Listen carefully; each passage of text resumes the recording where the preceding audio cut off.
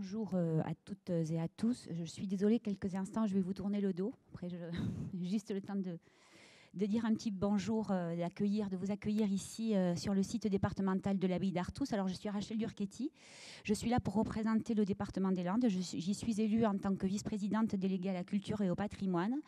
Et nous sommes particulièrement heureux aujourd'hui de pouvoir proposer cette table ronde avec tous les éminents spécialistes qui sont là. Alors, je disais tout à l'heure, je ne suis plus impressionnée par grand-chose au bout de 6 ans, mais toujours par les archéologues. Alors, je dois dire que, bon, c'est un peu difficile pour moi. En tout cas, c'est un très joli moment pour nous, ici à l'abbaye d'Artous, musée départemental, musée également labellisé Musée de France. Nous avons la chance d'accueillir la collection qui est issue des fouilles qui ont eu lieu sur le village voisin de Sordes, de la falaise du Ruti. Donc nous avons des pièces qui sont ici, et une des missions des musées de France, c'est de pouvoir faire en sorte que ces objets puissent être étudiés et puissent être valorisés au travers de différentes recherches, et également puissent être présentés au grand public. Ça va être le cas aujourd'hui.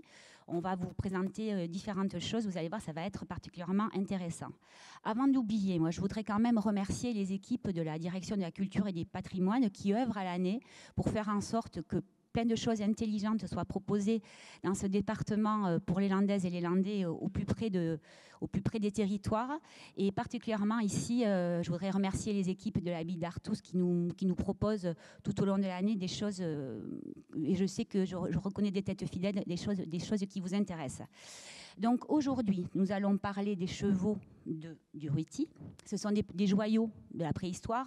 Si vous ne l'avez pas déjà fait, visitez la salle des trésors qui les met en lumière depuis l'année dernière, et une salle leur est dédiée.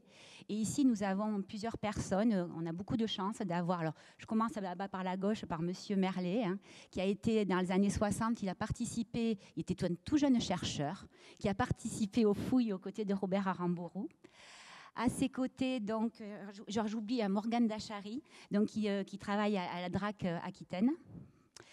Alors, à côté de Morgane, nous avons Clément Birouste, qui est chercheur au laboratoire Trace et qui travaille sur... alors, je vais dire sur la couche, sur différentes... Vous l'expliquerez vous-même tout à l'heure, je me suis trompée, c'est ça ?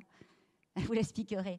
Pour le maître de cérémonie aujourd'hui, il est connu. Il est déjà venu ici, Jean-Jacques Taillantou, qui est enseignant, chercheur et qui a été l'ancien président de la Société de Bordas. C'est lui qui sera le maître du temps cet après-midi.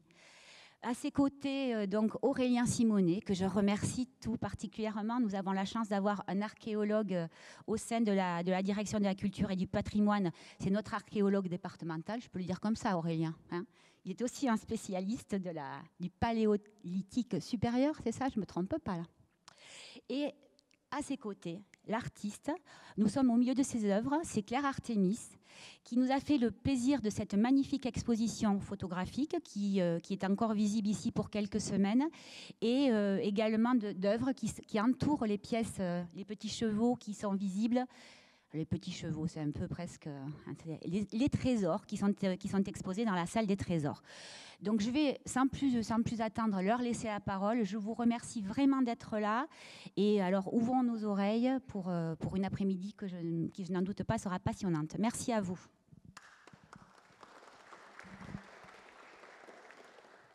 Donc bonjour à tout le monde. Donc moi je vais vite passer la parole aux spécialistes des chevaux de Durruti. Donc vous allez découvrir, redécouvrir, avoir une autre vision de ce que sont ces œuvres d'art.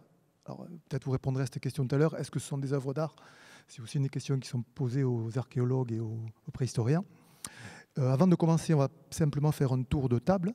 Et chacun d'entre vous va se présenter sommairement pour situer par rapport à vos recherches et par rapport au sujet qui nous tient à cœur aujourd'hui. Jean-Claude Merlet, je suis chercheur préhistorien bénévole, responsable du centre de recherche archéologique sur les Landes, et j'ai fouillé au pied de la falaise du Pastou pendant une quinzaine d'années avec Robert Aramburu, puis en tant que responsable de chantier il y a 4 ou 5 ans. Voilà. Donc moi c'est Morgane Dachary, je suis chercheur associé au laboratoire Trace à Toulouse. Je suis aussi membre du ministère de la Culture, au service régional de l'archéologie à Nouvelle-Aquitaine. J'ai eu l'occasion de travailler énormément sur les collections de la falaise du Pastou, et notamment sur Durruti, dans le cadre de ma thèse, et puis dans le cadre de recherches que j'ai menées ultérieurement. Voilà. Et Clément Birouste, moi je suis archéozoologue, je suis également rattaché au laboratoire TRACE. Archéozoologue, ça veut dire que je travaille sur les ossements animaux qui sont associés aux autres vestiges archéologiques dans les sites. Et j'ai travaillé sur Durruti et sur Grand Pastou, donc 2 sites de la falaise du Pastou. Bonjour à toutes et à tous. Vous m'entendez bien? Oui, effectivement, on n'a pas de retour. Alors, je suis Aurélien Simonet. Je suis spécialiste du paléolithique supérieur et j'ai particulièrement travaillé sur une époque qu'on appelle le Gravétien.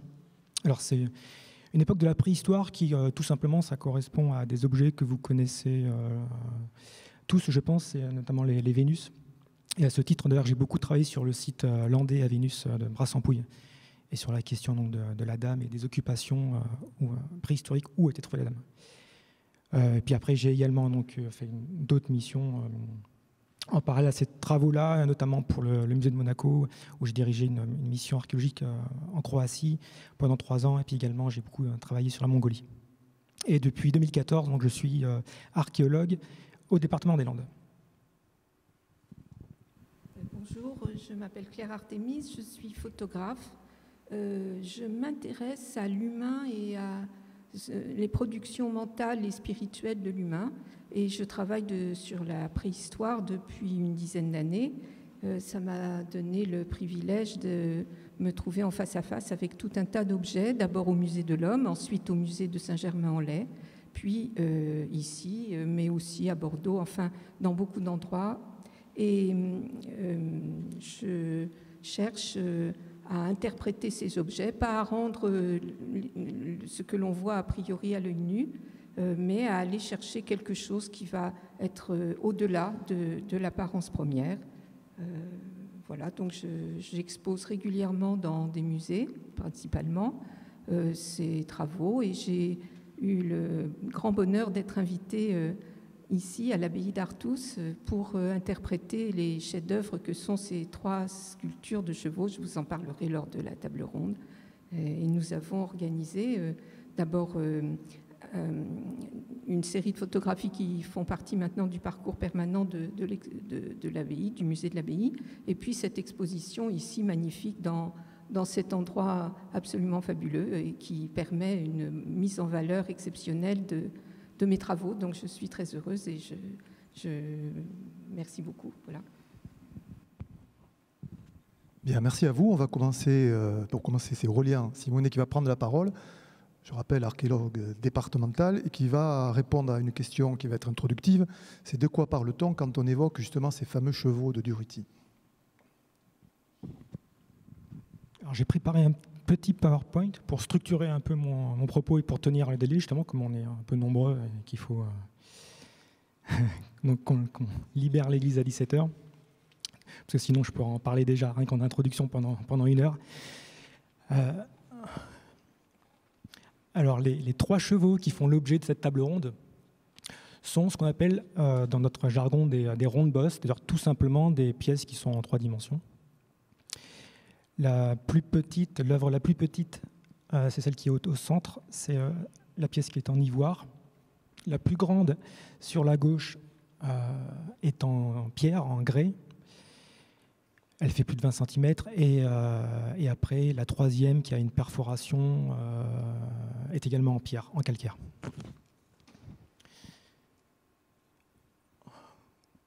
Alors, ces pièces... Donc ces pièces, les originales sont conservées ici. On a la chance d'avoir les originales ici, ainsi qu'une grande partie des collections, puisque l'intégralité des collections qui sont issues des fouilles, donc, au moment duquel ces pièces ont été découvertes, toutes ces collections sont conservées à Artus. Je vais y revenir après sur le fouilleur, ainsi que les autres collections récentes, On en reparlera aussi avec Jean-Claude Merlet pour le Grand Pastou et les collections préhistoriques qui ont été aussi découvertes par l'équipe américaine. Après, à côté de ça, donc ça c'est plus de 90% des objets. Je n'ai pas d'estimation précise, mais bon, il y a plus de 100 000 pièces dans les réserves. Et à côté de ça, il y a des collections qui sont issues des fouilles anciennes, qui sont, elles, conservées en dehors du département des Landes. On a des fouilles anciennes qui sont conservées au nord de la France, dans les Pays de la Loire, au musée du Mans. Il y a quelques pièces également, notamment des éléments de parure qui sont conservés au Muséum à Toulouse. Et on a aussi des pièces dans les collections du Balin, au musée d'Espiau-Léric à Mont-de-Marsan. Alors, ce qui fait l'intérêt de ce site et de ces pièces, c'est que, contrairement à d'autres œuvres d'art célèbres, d'ailleurs même souvent la plupart, malheureusement, les œuvres d'art sont souvent découvertes hors contexte, notamment parce que ça provient de fouilles anciennes du XIXe siècle. Alors là, à l'inverse, on a la chance d'avoir des pièces qui ont été découvertes au sein de riches niveaux archéologiques qui ont été très bien documentés lors de fouilles. Et on a des occupations préhistoriques donc, qui témoignent d'activités diversifiées, avec aussi bien la taille du silex, des activités de pêche, on a des harpons, des restes de poissons, des activités de chasse, d'autres œuvres d'art. Il n'y a pas que ces chevaux, il y a d'autres œuvres d'art qui sont présentes. D'ailleurs, une partie a été prise en photo par Claire et sont présentées donc à votre gauche pour vous dans le transept de l'église. Et il y a aussi des restes humains, ce qui est extrêmement rare en préhistoire. Alors là, j'ai mis une des rares photos que l'on possède de M. Aramburu, Robert Aramburu, puisque c'est à lui qu'on doit la découverte de ces pièces en 1961. Et c'est lui qui il était chercheur au CNRS, et c'est lui qui a dirigé la campagne de fouilles la plus importante sur les abris préhistoriques de Sordes-l'Abbaye, avec plus de 25 ans de fouilles, donc de 1958 jusqu'à 1986. Et cette date est importante, donc années 60, 61 exactement pour les chevaux, puisque, diaporama suivante, voilà, parce qu'au même moment, dans les années 60, on a là une photographie de l'état donc de l'église où nous nous trouvons, qui menaçait de tomber en ruine, avec un état qui était catastrophique. Donc la voûte de la nef au-dessus de nous était complètement éventrée. Derrière moi, l'abside était creusée d'une porte pour laisser passer les voitures, puisque l'église, à ce moment-là, à cette époque-là, était donc privée et servait d'exploitation agricole. Les murs de l'abside et des absidioles étaient complètement lézardés. Et donc, il était vraiment temps de la sauvegarder, sans quoi elle allait vraiment tomber en ruine. Et donc, c'est ce qui a pu être mis en place au moment donc, où Robert Aramburu fouille à 10 km d'ici. On doit un effort important pour sauver cette église, cette abbaye, à un conservateur qui s'appelle Max Saradé, qui travaillait donc à ce qu'on appelle donc la DRAC Aquitaine, qui est un monsieur très important pour l'histoire du site, parce que ça faisait déjà très longtemps qu'il se battait pour arriver à débloquer des fonds pour sauver l'église.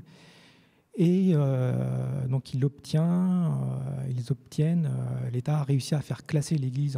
On a un premier classement au titre des monuments historiques en 1955, uniquement pour la partie où nous nous trouvons, donc seule l'église. Le reste des bâtiments n'est pas classé.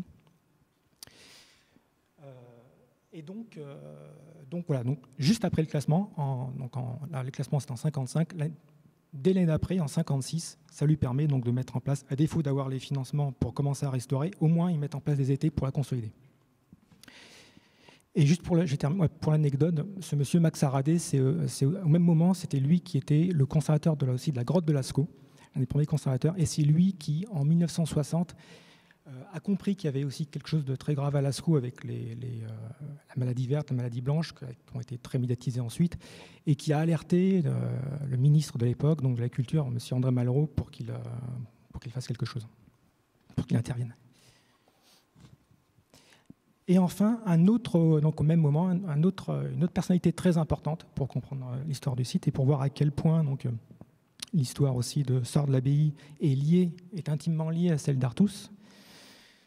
C'est monsieur donc Philippe Saint-Marc, qui lui est docteur en droit et énarque. C'est un haut fonctionnaire et il a été le premier président de ce qu'on appelle donc la MIACA, qui est une mission interministérielle qui, dans les années, donc à partir de la fin des années 60, avait pour objectif de protéger la côte aquitaine. C'est grâce à cette mission que maintenant, encore des décennies plus tard, nous avons la chance de pouvoir aller donc, nous baigner, d'avoir une côte en Aquitaine qui est préservée avec ces belles dunes de sable.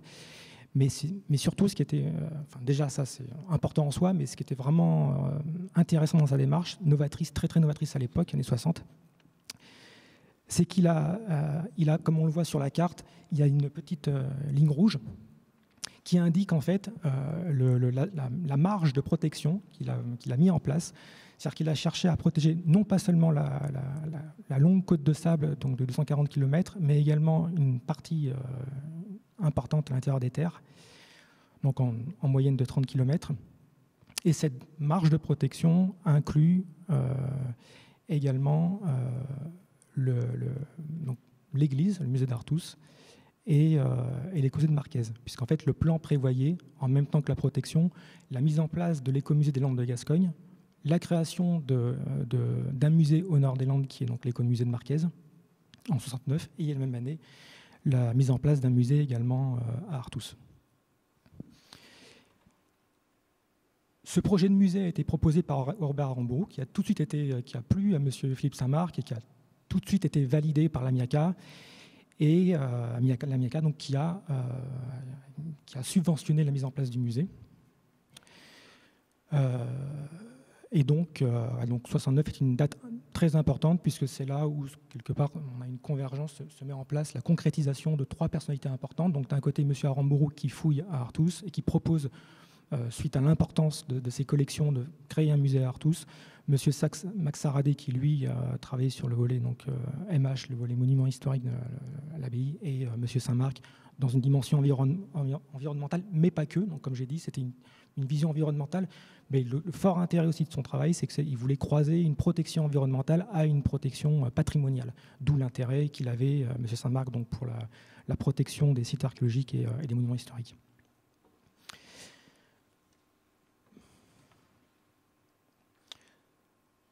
Donc le site actuel est l'héritier de cette longue histoire,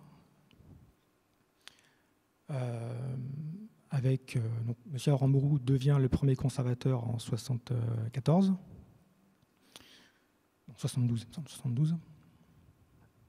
Oui, 72. En 74, donc l'intégralité du musée tel qu'il avait voulu en 69 est inaugurée. Donc on a une pièce entièrement consacrée à la préhistoire qui est située dans l'aile nord de l'abbaye, donc c'est l'aile où il y a encore une partie du cloître qui est conservée. Et une autre salle était présente dans l'autre aile, dans l'aile ouest. Donc là, il y avait la salle de préhistoire. Dans l'aile nord, il y avait une salle consacrée plutôt aux époques historiques, proto-historiques et gallo-romaines jusqu'à l'époque médiévale.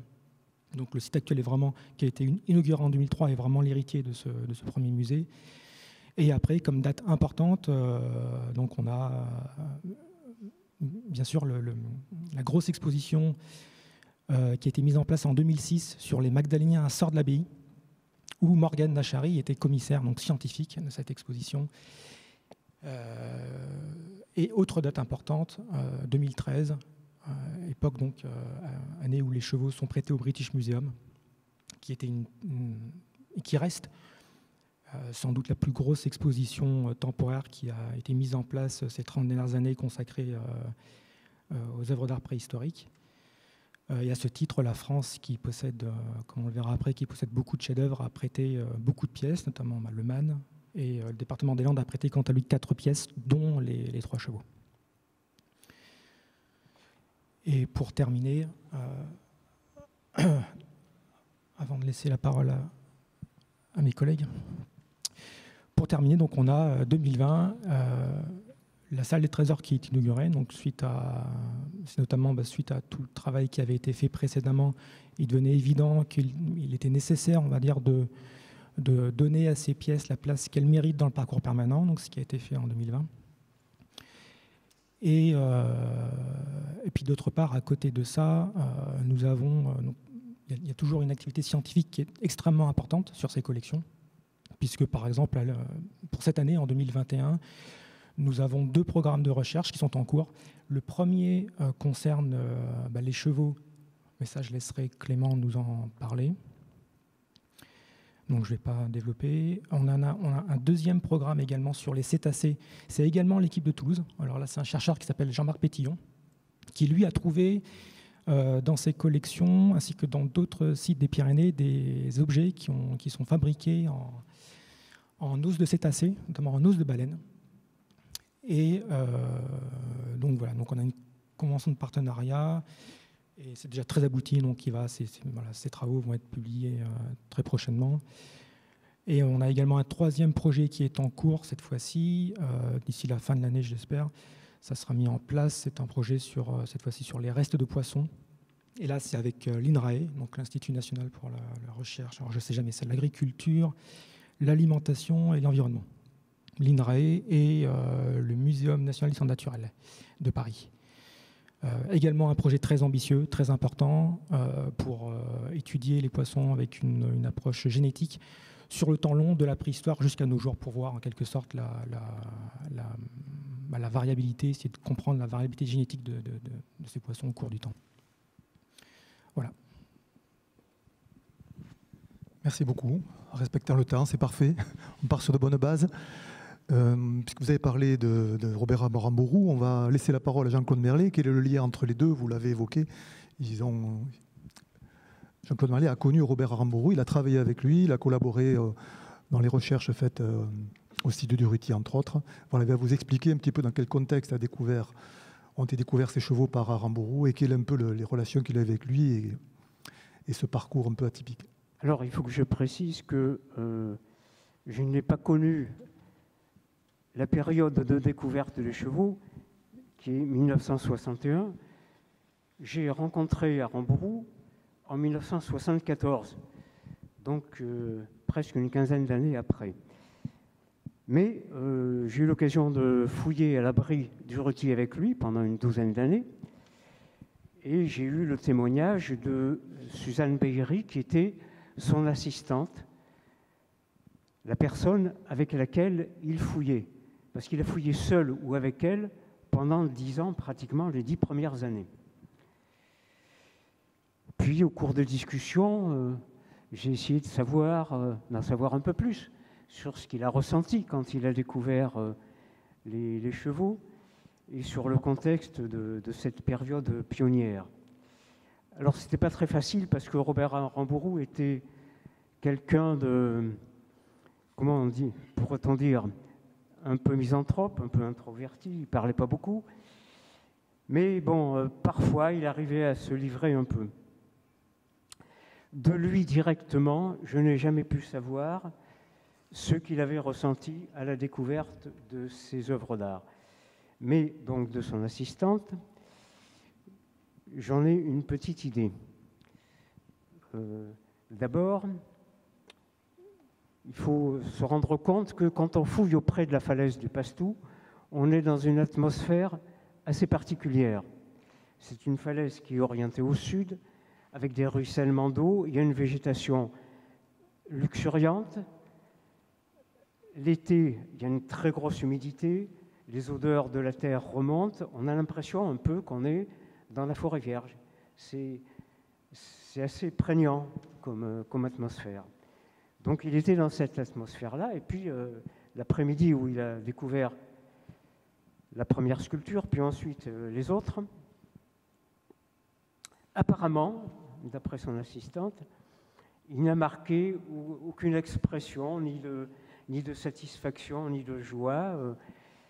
Simplement, il s'est appliqué à les dégager convenablement, à prendre un certain nombre de notes, très honorable pour l'époque. On ne fouillait pas aussi méticuleusement qu'aujourd'hui, mais enfin, c'était pas mal quand même.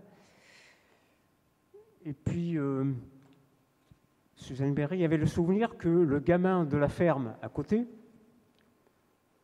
était venu les voir et apercevant les sculptures en cours de dégagement, tout gamin qu'il était avait reconnu un cheval. Et il s'était exclamé en gascon, parce que à l'époque, il parlait encore gascon, ou Chebao. Donc il avait reconnu un cheval. C'était pas évident pour un gamin de son âge qui n'avait jamais vu de sculpture préhistorique, et c'était un objet qui était encore à moitié enfoui dans la terre. C'est dire que quand même, l'œuvre est assez suggestive. Alors, en l'absence de réaction, de sentiment du découvreur, j'ai essayé d'imaginer ce qu'il avait pu ressentir intérieurement. Ayant eu la chance moi-même, tout comme ma collègue Morgane Jachéry, de découvrir des œuvres d'art qui sortent un peu de l'ordinaire, elle à Rancoux, pas très loin d'ici, moi-même en Auvergne, je pense que d'abord c'est difficile de sauter au plafond, enfin au moins dans les grottes où on travaillait, parce qu'on était sur des planches et qu'on avait au-dessus de nous la paroi et les éclairages juste au-dessus de notre tête, donc c'est impossible de sauter au plafond. En plus, le souci, c'est d'abord être sûr de ne pas abîmer l'objet, de le dégager avec le plus grand soin possible, s'assurer enfin que ce qu'on voit, c'est bien une représentation d'un animal faite par l'homme il y a 15 000 ans, que ce ne sont pas des traits accidentels ou autres. Donc, on intériorise beaucoup, si je peux dire. C'est après que la joie peut nous envahir, mais de toute façon, on n'est pas là pour trouver des trésors, si on les trouve. On est là pour faire un travail scientifique, un travail de recherche. Donc, on est très appliqué. Et je pense que Aramburu était dans cette démarche-là. Voilà. Après, une fois que les œuvres d'art ont été exhumées, comment a-t-il pu les interpréter? Alors ça, c'est une autre question. Il faut se rendre compte qu'en 1961, on n'avait pas tout l'appareil conceptuel, intellectuel, préhistorique qu'on a aujourd'hui. Donc on était encore sur des notions, des concepts hérités du milieu du XXe siècle, d'abord du début du XXe siècle, l'art pour l'art, puis après la magie de l'art pour envoûter l'animal, pour le capturer. Je me souviens très bien, le premier jour où je suis arrivé sur le chantier d'Aramburu en 1974, j'étais très surpris de voir que dans la coupe de terrain, il était dans une logique classificatoire, justement, qui datait déjà d'une vingtaine d'années, avec le Magallanien 4, 5, 6, comme ça, avec des numéros 3, 4, 5, 6. Et naïvement, je me dis, mais c'est pas un peu dépassé Bon, j'avais 20 ans à l'époque, je ne me rendais pas compte. C'est pas un peu dépassé? Il y a eu Monsieur Laura-Gourand, j'avais quelques lectures, etc. Alors là, ça l'a mis dans une rage folle, etc. Donc je pense que on est très marqué par ce qu'on a appris. C'est extrêmement difficile de modifier sa pensée, d'accepter les idées nouvelles, de se renouveler. Et pour lui, ces œuvres d'art, c'était pas si important que ça.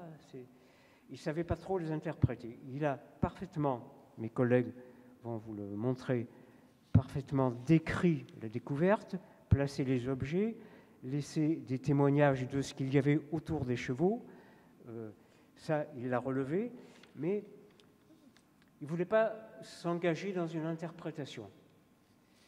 Il avait été aussi à l'école de la typologie lithique de Bordeaux, c'est-à-dire on était très branchés sur la typologie des silex. À l'époque, la technologie était assez balbutiement. On ne cherchait pas trop encore à comprendre comment les hommes avaient pu tailler, quelle était la chaîne des opérations qu'ils menaient pour aboutir à un outil, c'est-à-dire tout ce qui pouvait nous renseigner sur leur succession de gestes. On en était plutôt à considérer l'objet fini, et le mettre dans des cases, les grattoirs, les burins, puis décompter le nombre de grattoirs de burins. Il était dans cette logique-là. Et tout ce qui était autre, c'est-à-dire l'étude de la faune, l'étude des sédiments, il le laissait à des collègues, chacun apportant sa propre contribution. Alors qu'aujourd'hui, le travail d'équipe est beaucoup plus abouti. Il y a des échanges interdisciplinaires. On ne peut pas concevoir un chantier préhistorique sans la constitution d'une équipe qui dialogue en permanence, autant que possible, et ça n'était pas le cas à l'époque. Donc, avec le recul, en 1978, lorsqu'il a publié le compte-rendu de ses fouilles, voici ce qu'il a dit, je tiens à vous le lire quand même, voici ce qu'il a dit. La présence de ces 3 sculptures dans un espace restreint, la représentation du même animal, le contexte entourant la statuette auprès de laquelle se trouvaient aussi les restes de 2 crânes de chevaux, tout fait penser à une sorte de sanctuaire rassemblant des objets dont le caractère non utilitaire est aussi évident que leur valeur de symbole. On peut d'ailleurs se demander si le cheval n'est pas la divinité éponyme du groupe qui vit alors à Durruti. Voilà, tout est résumé là. On a eu beaucoup d'échanges. Je n'ai jamais pu tirer grand-chose de plus de lui. Toute sa pensée est résumée là, si on veut. Et bon, depuis, on peut en dire un petit peu plus. C'est ce à quoi nos collègues travaillent, et ont fait un remarquable travail qui va vous être présenté. Mais je pense que c'est important de vous présenter le témoignage, alors pas vécu au moment de la découverte, mais quelques années après, de cette trouvaille des statuettes de chevaux par Aramburu. Voilà. Et je passe la parole à mes collègues. Merci beaucoup, Jean-Claude. Donc, puisque Aramburu, malheureusement, est parti ailleurs, quelques années après, Morgane Dachary a pris le relais de ses recherches en utilisant les techniques beaucoup plus modernes, effectivement, que vous avez évoquées. Et donc, on va essayer de parler de vos recherches qui ont commencé au début des années 1990.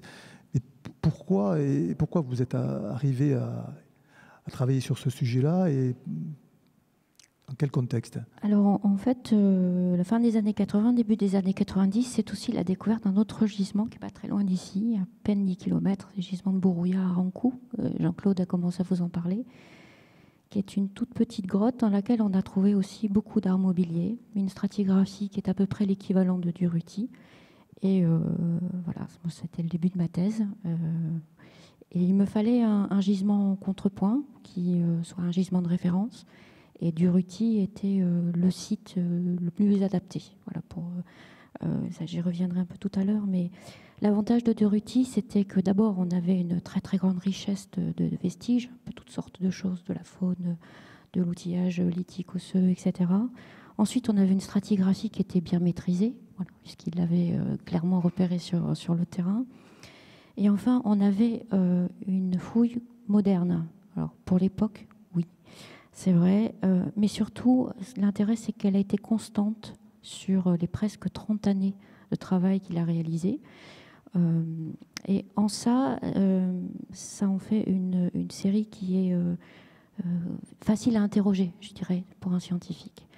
J'avais un autre choix, c'était Isturitz, l'autre poids lourd des Pyrénées-Occidentales, parce que je travaillais sur le magdalénien des Pyrénées-Occidentales. La difficulté d'Isturitz, en dépit de l'aspect magnifique des collections, de l'intérêt majeur des occupations, etc., c'était qu'à l'époque, on maîtrisait très mal la stratigraphie, notamment celle du magdalénien. Donc Durruti était le plus adapté de tous les sites pour moi. Voilà. Est-ce que justement les techniques qu'avait utilisées Robert Aramburu vous ont posé des problèmes?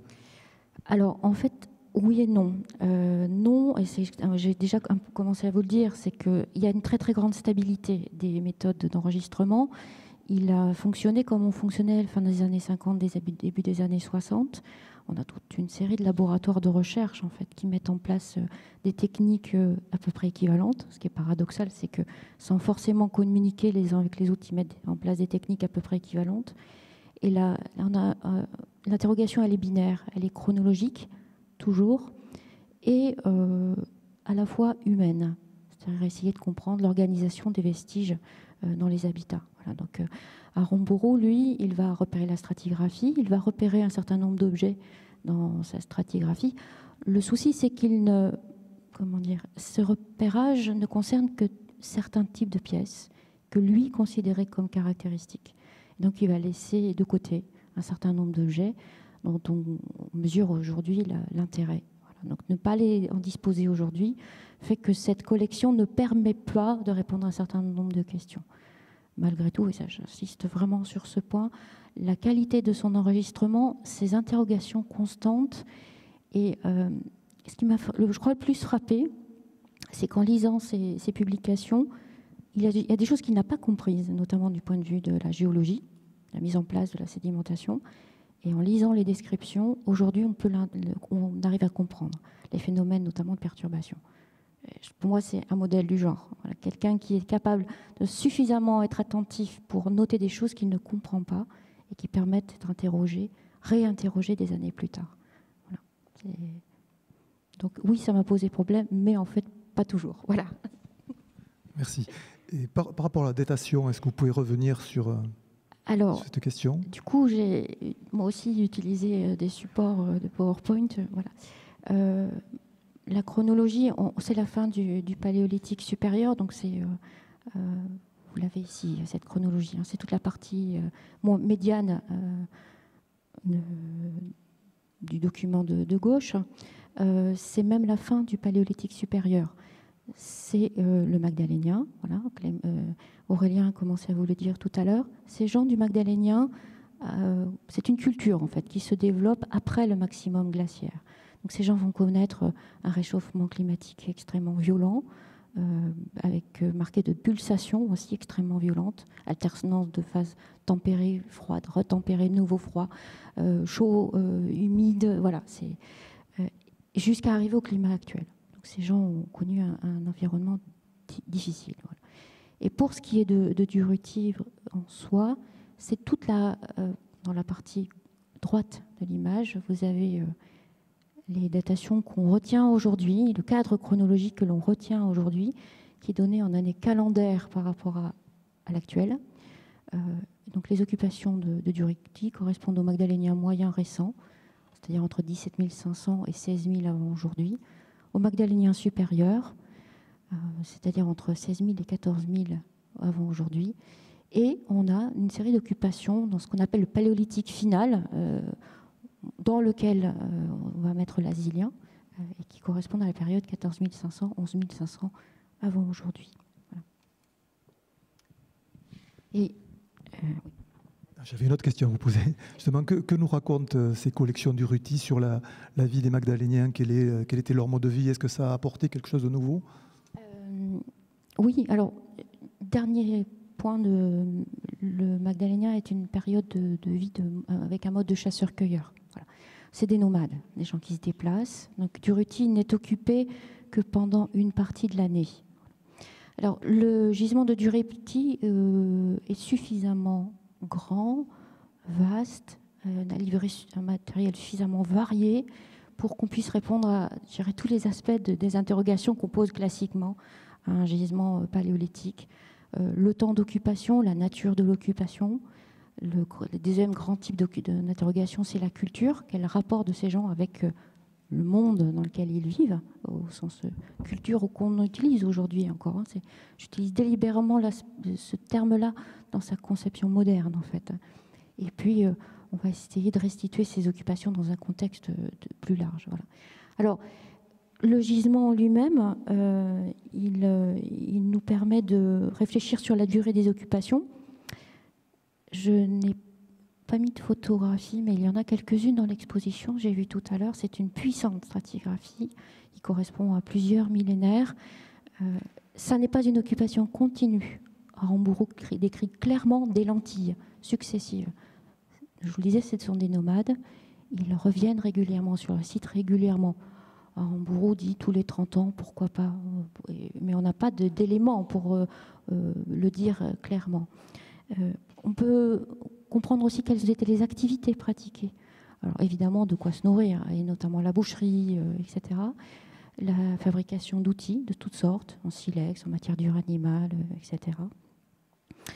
Et puis, je veux bien la diapo suivante, l'autre grand intérêt... Au niveau contexte géographique et préhistorique plus large. Regardez, en fait, la deuxième grande série de données dont on dispose, c'est les données sur le biotope, l'environnement. Dans la partie haute de l'image, ici, vous avez l'analyse qu'en a fait une spécialiste des oiseaux qui est intervenue sur le gisement voisin de Dufort et qui a montré à quel point, comme beaucoup de sites du Paléolithique supérieur, le fait qu'on ait plusieurs biotopes à proximité est utile pour ces gens. L'intérêt, c'est toujours la même chose, d'avoir plusieurs types de ressources accessibles, en fait. Et ils ont exploité notamment le milieu humide, les gaves. Voilà. La diapo suivante, s'il te plaît. Voilà. Et les animaux chassés, pour vous donner une idée, le renne, beaucoup, le cheval, un peu, le bison aussi, et dans une moindre mesure, le bouquetin. Et puis, ça, c'est ce qui nous manque. On sait qu'au Magdalénien supérieur, ces gens vont étendre leur diète vers les poissons, les oiseaux. Et ça, c'est justement ce que les fouilles d'Aramburu ne nous permettent pas de connaître aujourd'hui, ou dans une proportion tellement congrue qu'on ne peut pas réfléchir correctement à la façon dont ces gens ont exploité ces animaux. Voilà. Et puis, voilà. Voilà. On va revenir un peu sur les chevaux de Durruti. Non ? Vous n'avez pas terminé. Non, je n'avais pas terminé. Le contexte géographique. Géographique, oui, vous n'avez pas terminé. Ouais. Lorsque j'ai commencé ma thèse au milieu des années 90, en fait, le magdalénien, on le connaissait très bien. C'est une culture qu'on maîtrisait déjà très bien, notamment grâce aux voisins parisiens. Et notamment, c'est une carte qui date un peu, mais je n'ai pas trouvé mieux depuis. Elle vous montre la diffusion progressive de cette culture sur l'Europe entière. La partie rouge, c'est le début du magdalénien, et la partie jaune, c'est la fin du magdalénien, qui va s'étendre depuis la péninsule ibérique jusqu'à l'Europe centrale. Au sein de cet ensemble qui est extrêmement homogène, en dépit des distances, suffisamment homogène pour qu'à chaque fois qu'il y ait des inventions techniques, en fait, elles vont diffuser très loin, et rapidement, on repère des entités culturelles. À l'époque, on connaissait très bien 3 entités, celle des Cantabres, celle du Nord-Aquitain et celle des Pyrénées centrales. Et les Pyrénées occidentales, on les connaissait très mal. Donc, le gisement de Durruti permettait, et d'Arancourt aussi, voilà, permettait de s'interroger sur en fait, la notion de frontière. Comment ces gens communiquaient les uns avec les autres? Est-ce qu'on a des frontières étanches? Voilà. Alors, ce qu'on utilise assez classiquement, et j'en finirai avec ça pour la géographie. Voilà. Ce qu'on utilise assez classiquement pour bien visualiser, parce que c'est très visuel en fait, ces notions de géographie, c'est les décors sur l'art mobilier. Je vous ai mis là notamment 3 exemples. De gauche à droite, on a les baguettes de Mironde d'Isturiz, qui sont des décors gravés extrêmement profonds, qu'on va retrouver uniquement sur la partie occidentale de la chaîne. Au milieu, vous avez un motif qu'on appelle le faon à l'oiseau. C'est un motif qui est très complexe. Un animal qui est agenouillé, la tête tournée vers l'arrière, des oiseaux posés à l'arrière. Et on va retrouver des objets quasiment identiques dans la partie centrale des Pyrénées jusque dans le secteur de Montauban. Et puis vous avez un autre exemple, c'est celui des lissoirs à décor en zigzag. La partie centrale, il y a un petit décor en zigzag. Pour le coup, on va retrouver sur l'ensemble de la chaîne. Voilà le type de document dont on dispose en fait pour réfléchir sur la géographie. Et pour finir sur cette question de géographie, parmi les objets qui sont représentés sur cette carte, il y a les décors, les statuettes en ronde bosse dont on a commencé à parler. Il y en a à Isturiz, il y en a à Durruti, et c'est tout. Voilà. Le paradoxe, c'est que c'est à Isturiz qu'elles sont fabriquées. On a la preuve, on a tous les déchets de fabrication. Ici, jusqu'à preuve du contraire, ce n'est pas le cas. On a des objets finis qui arrivent ici. On en a 2. Point. Voilà. Donc je peux reposer ma question. Pour revenir justement aux ces fameux chevaux de Durruti découverts en 61, en quoi sont-ils exceptionnels? Alors vous pouvez répondre, mais tous, vous pouvez reprendre la parole après pour compléter ce que vous allez nous dire. Alors en fait, je répondrai en partie à la question. Je voulais surtout insister sur, ça rejoint un peu ce que tu disais Jean-Claude, d'abord sur l'aspect exceptionnel du gisement de Durruti. En 61 a été découvert une sépulture aussi, la même année. Elle est, c'est la petite étoile qui est sur le plan en haut, avec la photo du crâne et la mandibule. On savait qu'il y avait déjà des sépultures, hein, c'est les fouilles de la fin du 19e qui nous le disaient. Donc c'est un site qui est déjà hors norme. Voilà, on le sait depuis longtemps. Voilà. Par ailleurs, grâce au travail de Robert Aramburu, on dispose du matériel scientifique adéquat pour réinterroger les collections aujourd'hui. Les journaux de fouilles, il les tient à partir de la fin des années de 1961. Avant, on dispose de tous ces échanges épistolaires avec des chercheurs, notamment ses mentors, avec lesquels il va s'interroger sur est-ce que je fouille comme ça ou plutôt comme ça, etc. On dispose des carnets de relevés et puis de photos. Alors, il n'est pas photographe, Robert Aramburu, mais il y a des photographes qui interviennent en fait. Et c'est notamment grâce à des photos faites par un chercheur de Bordeaux, Max Ferrer, qu'on a pu reconstituer le plan du secteur de découverte des statuettes. Et j'en finirai avec ça. Grâce à ce travail de fourmi, on a pu reconstituer les objets extraordinaires, au sens strict du terme, découverts à proximité. Alors, vous avez en rouge en haut la statuette en ivoire, en bleu sur la gauche, c'est la statuette en marne, et la silhouette, c'est la statuette en gris. Dessous, vous apercevez en fait une série de mandibules. Mais à côté, on a aussi toute une série d'éléments de parure sur carnivore. C'est quelque chose d'inhabituel. Voilà. On a aussi, c'est la photo tout en haut, un galet qui porte un décor figuratif partiel, mais surtout, cet objet a des marques techniques totalement hors normes. Une trace de sciage, c'est quelque chose qu'on ne connaît pas au Magdalénien. Le sciage, c'est quelque chose qu'ils n'utilisent que très très rarement. Voilà. Et dernière chose, ce que vous avez à droite de la statuette de cheval, c'est un amoncellement de pierres. Et effectivement, Robert Aramburu décrit que ces statuettes étaient posées sur les mandibules et adossées à une murette. Mais il n'entend pas au sens mur, comme on le verrait aujourd'hui. Juste amoncellement de pierres. Cette murette, c'est ce qui a servi à protéger la sépulture. Et c'est pour ça que je voulais en reparler de cette sépulture. Et insister aussi sur le fait que nous n'avons aucun argument chronologique pour démontrer qu'on a bien affaire à un seul et même comportement. C'est même plutôt l'inverse. Si on se réfère à ce que l'on connaît des comportements des Magdaléniens par rapport aux défunts, la sépulture, elle serait beaucoup plus récente que du Magdalénien moyen, alors que clairement l'ensemble des statuettes, etc., appartient au monde du Magdalénien moyen. Voilà. On est donc face à un secteur du site qui n'est absolument pas anodin. Voilà. Et je passe la parole aux autres. Est-ce que vous voulez rajouter quelque chose? Donc sur la question, c'était, je le répète, c'était en quoi ces chevaux sont exceptionnels? Est-ce que l'un de vous pour ajouter je peux juste un commentaire? préciser, je l'ai déjà dit, mais je ne vais peut-être pas insister en introduction. Il y a la question de leur matière. Ce sont des œuvres qui sont en pierre. Généralement, dans la préhistoire, les œuvres d'art sont en bois animal, en ivoire de mammouth, bien sûr. C'est très rare d'avoir des œuvres en pierre.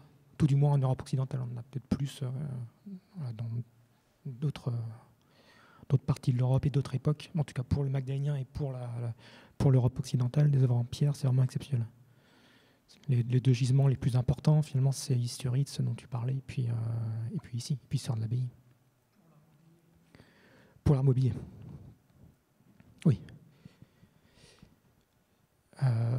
Après, ce qui est intéressant, c'est également la position du grand cheval, le fait qu'il soit aussi agenouillé comme ça c'est quelque chose qui est très rare. Peut-être que je peux te laisser peut-être plus développer, tu connais mieux que moi, Clément, sur la question de la représentation, de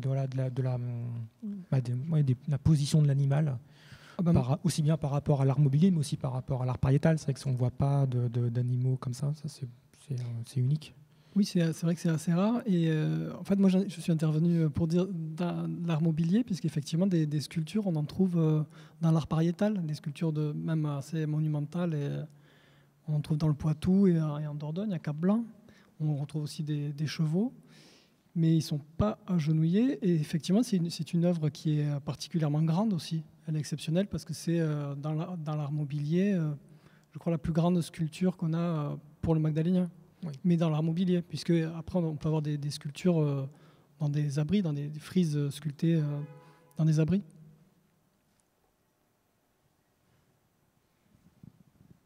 Pas d'autres remarques? Ça, on vous en reparlerait tout à l'heure.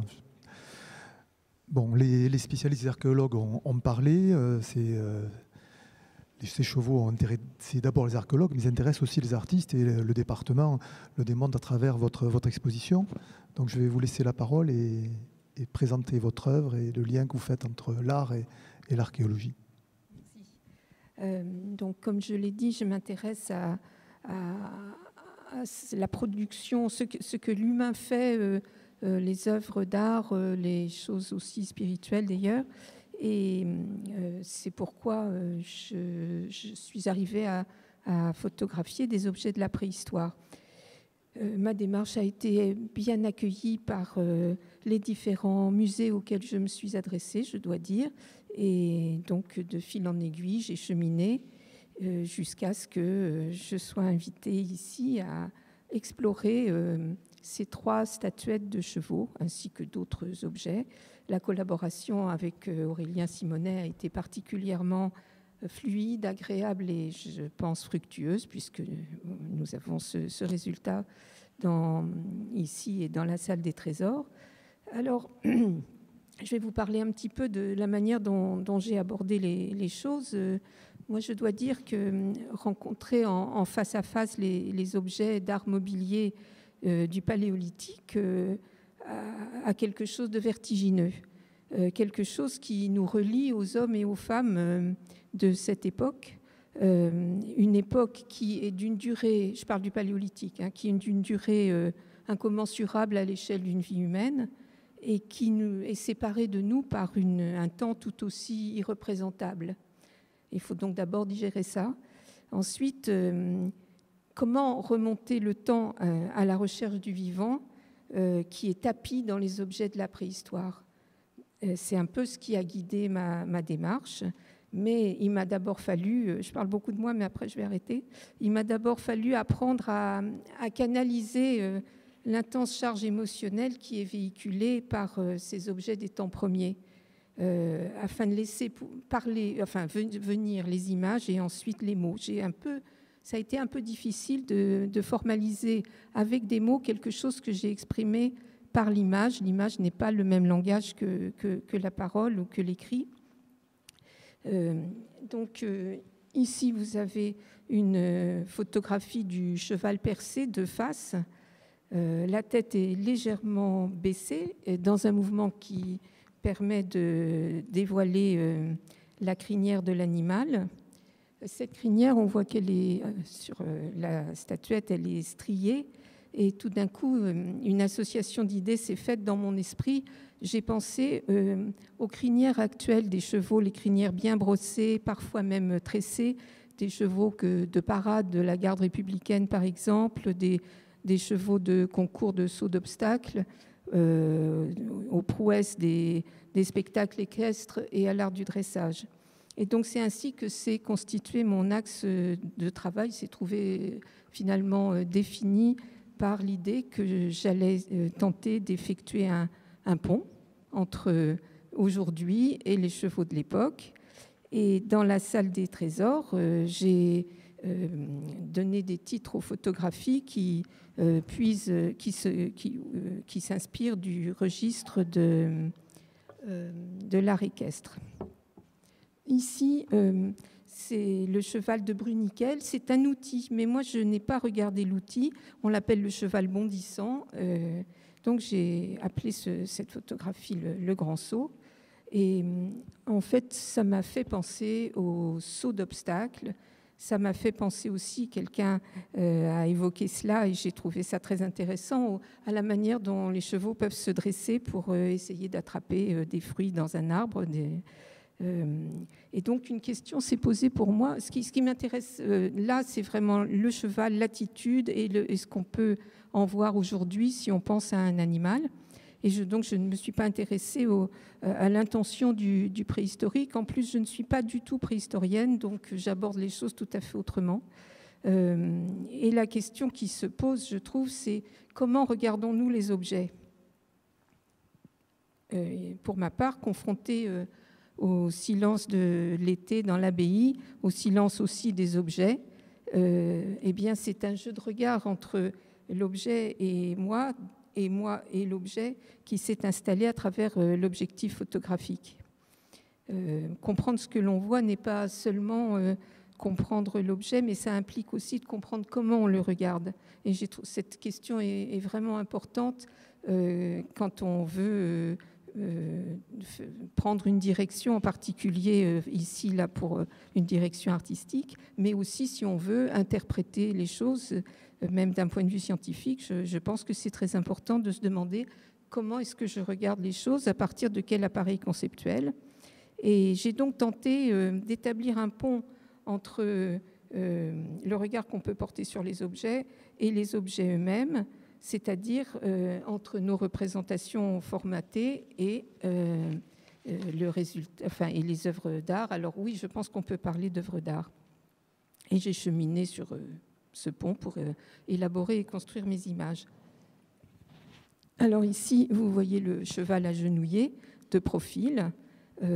Cette photo, par rapport à ce que je fais d'habitude, est relativement, je dirais, réaliste.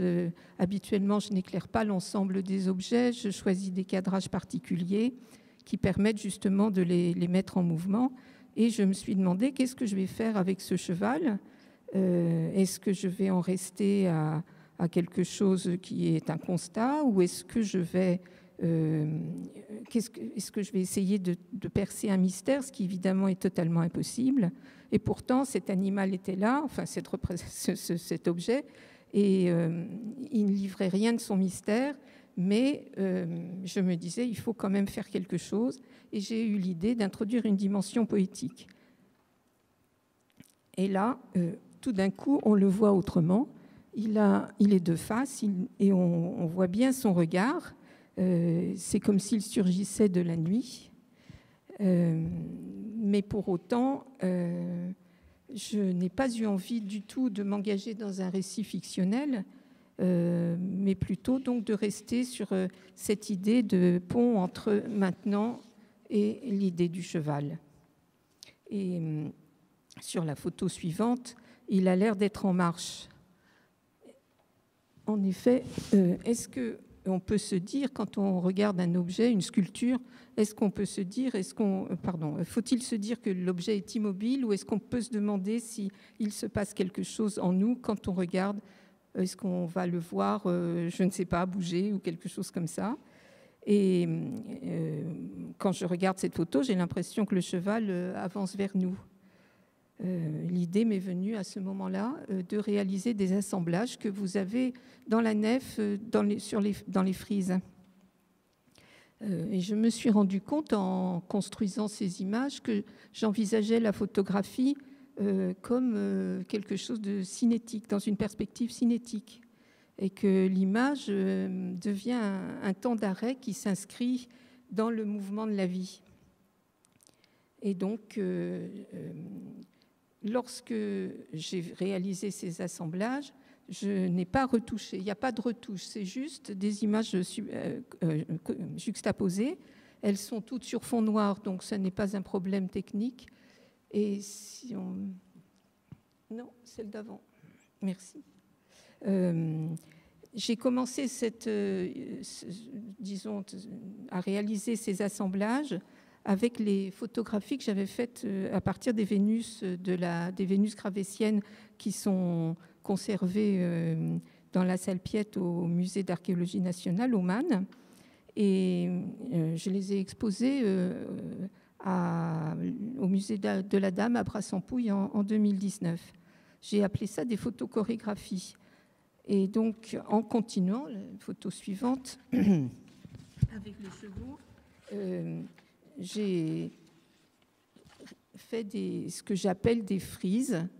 J'appelle ça des frises en référence au temple, par exemple la frise du Parthénon, et aussi au fait que les chevaux se déplacent a priori en troupeau. C'est ce qu'on peut voir en tout cas actuellement dans les chevaux sauvages, et je pense que c'était le cas à l'époque aussi. Et donc ici on voit c'est le même cheval, mais c'est le même et c'est pas le même en même temps. Et il est mis en lumière. Il y a des lumières chaudes et des lumières froides. Je ne sais pas si ça se voit bien là, mais les lumières froides, on pourrait penser que c'est la lune, parce que les animaux sauvages se déplacent aussi la nuit. Ils ne dorment pas toute la nuit, même s'ils sont en mouvement aussi dans la journée.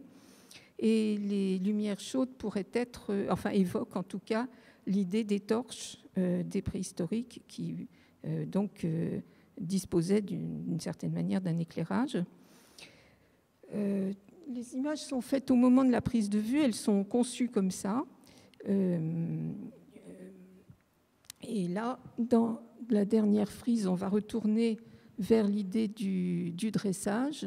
Alors le dressage, c'est un art finalement contemporain qui se réalise avec le couple du cavalier et du cheval, un art éphémère qui se construit devant nous et qui montre l'intimité que l'humain peut développer avec l'animal, de la même manière que les sculptures de cheval du paléolithique, du magdalénien, nous montrent la connaissance très profonde, très intime que les humains avaient du cheval, parce qu'elles sont extrêmement réalistes, extrêmement bien ciselées.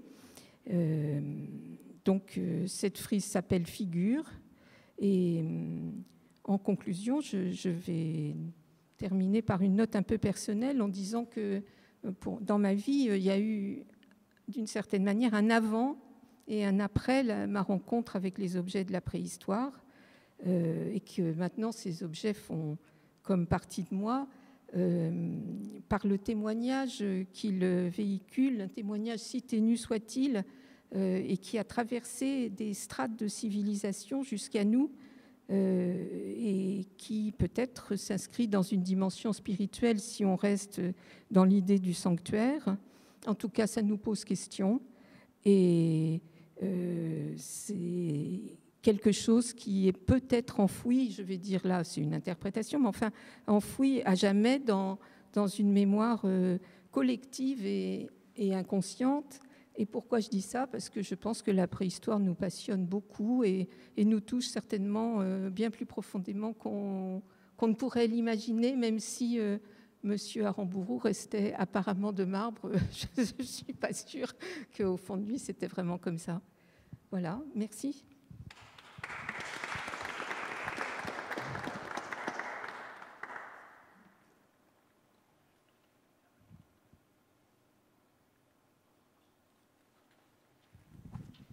Merci beaucoup. On va rester dans le domaine de l'art, puisque tout à l'heure, Aurélien Simonet parlait de l'exposition qui avait eu lieu au British Museum en 2013.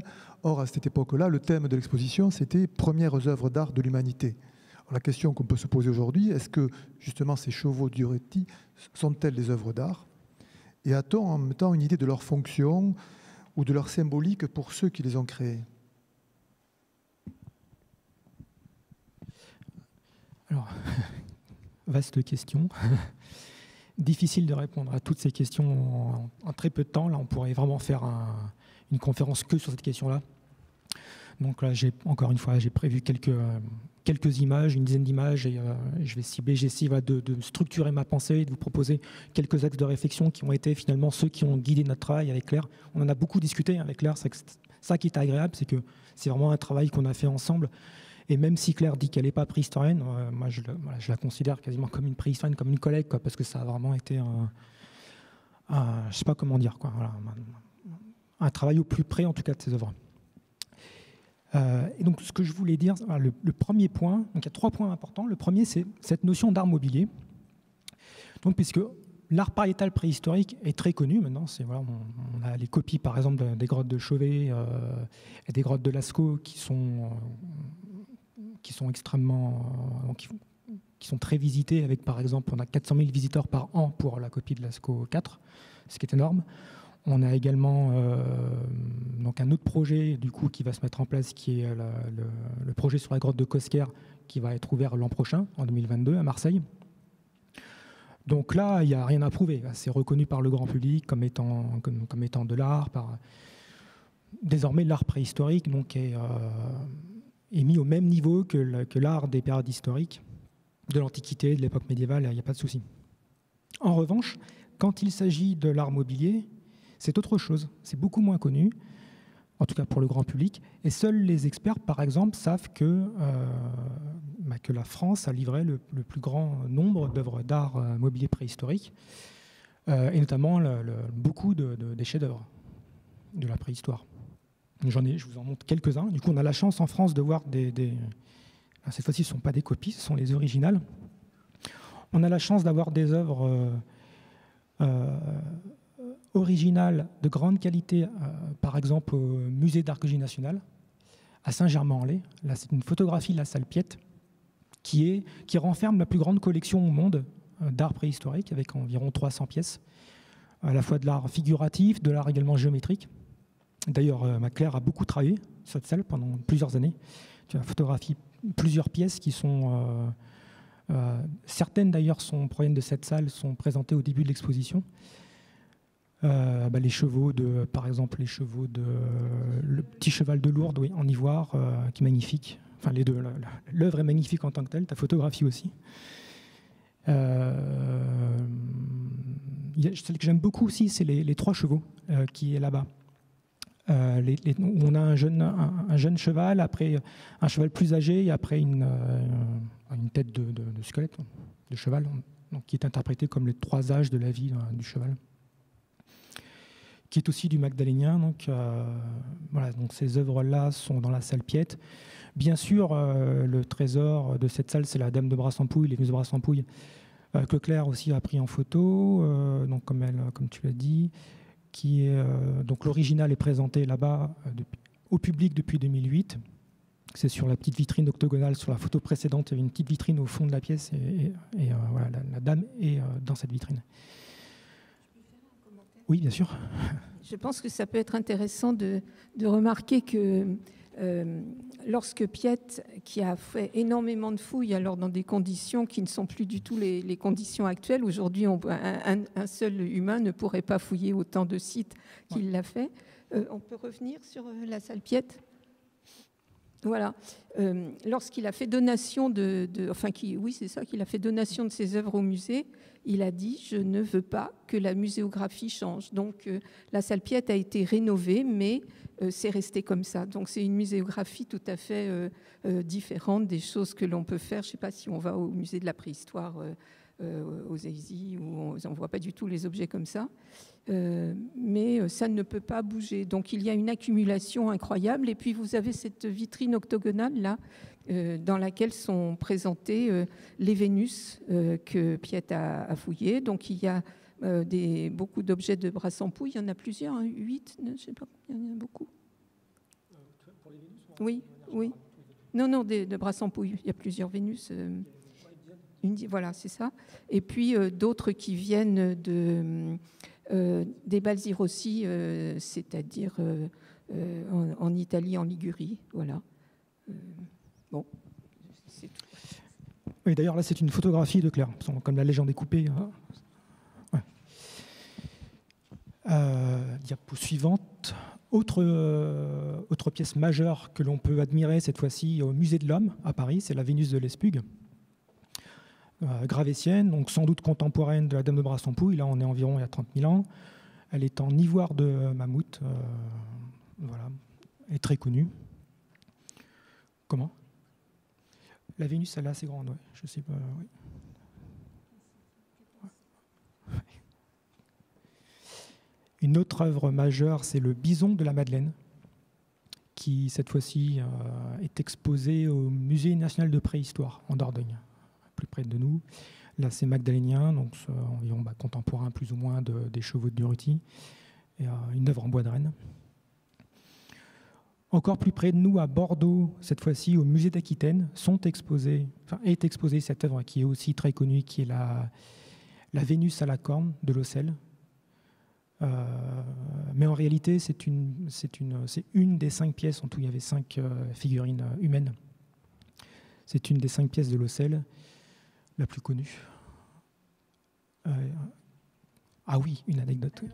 D'ailleurs, tu as également travaillé sur cette pièce-là. Tu l'as vu, tu as pris une photo de l'original. Et alors, ce qui est très triste, c'est les autres ont été déposées au musée de Berlin et elles ont été détruites pendant la guerre.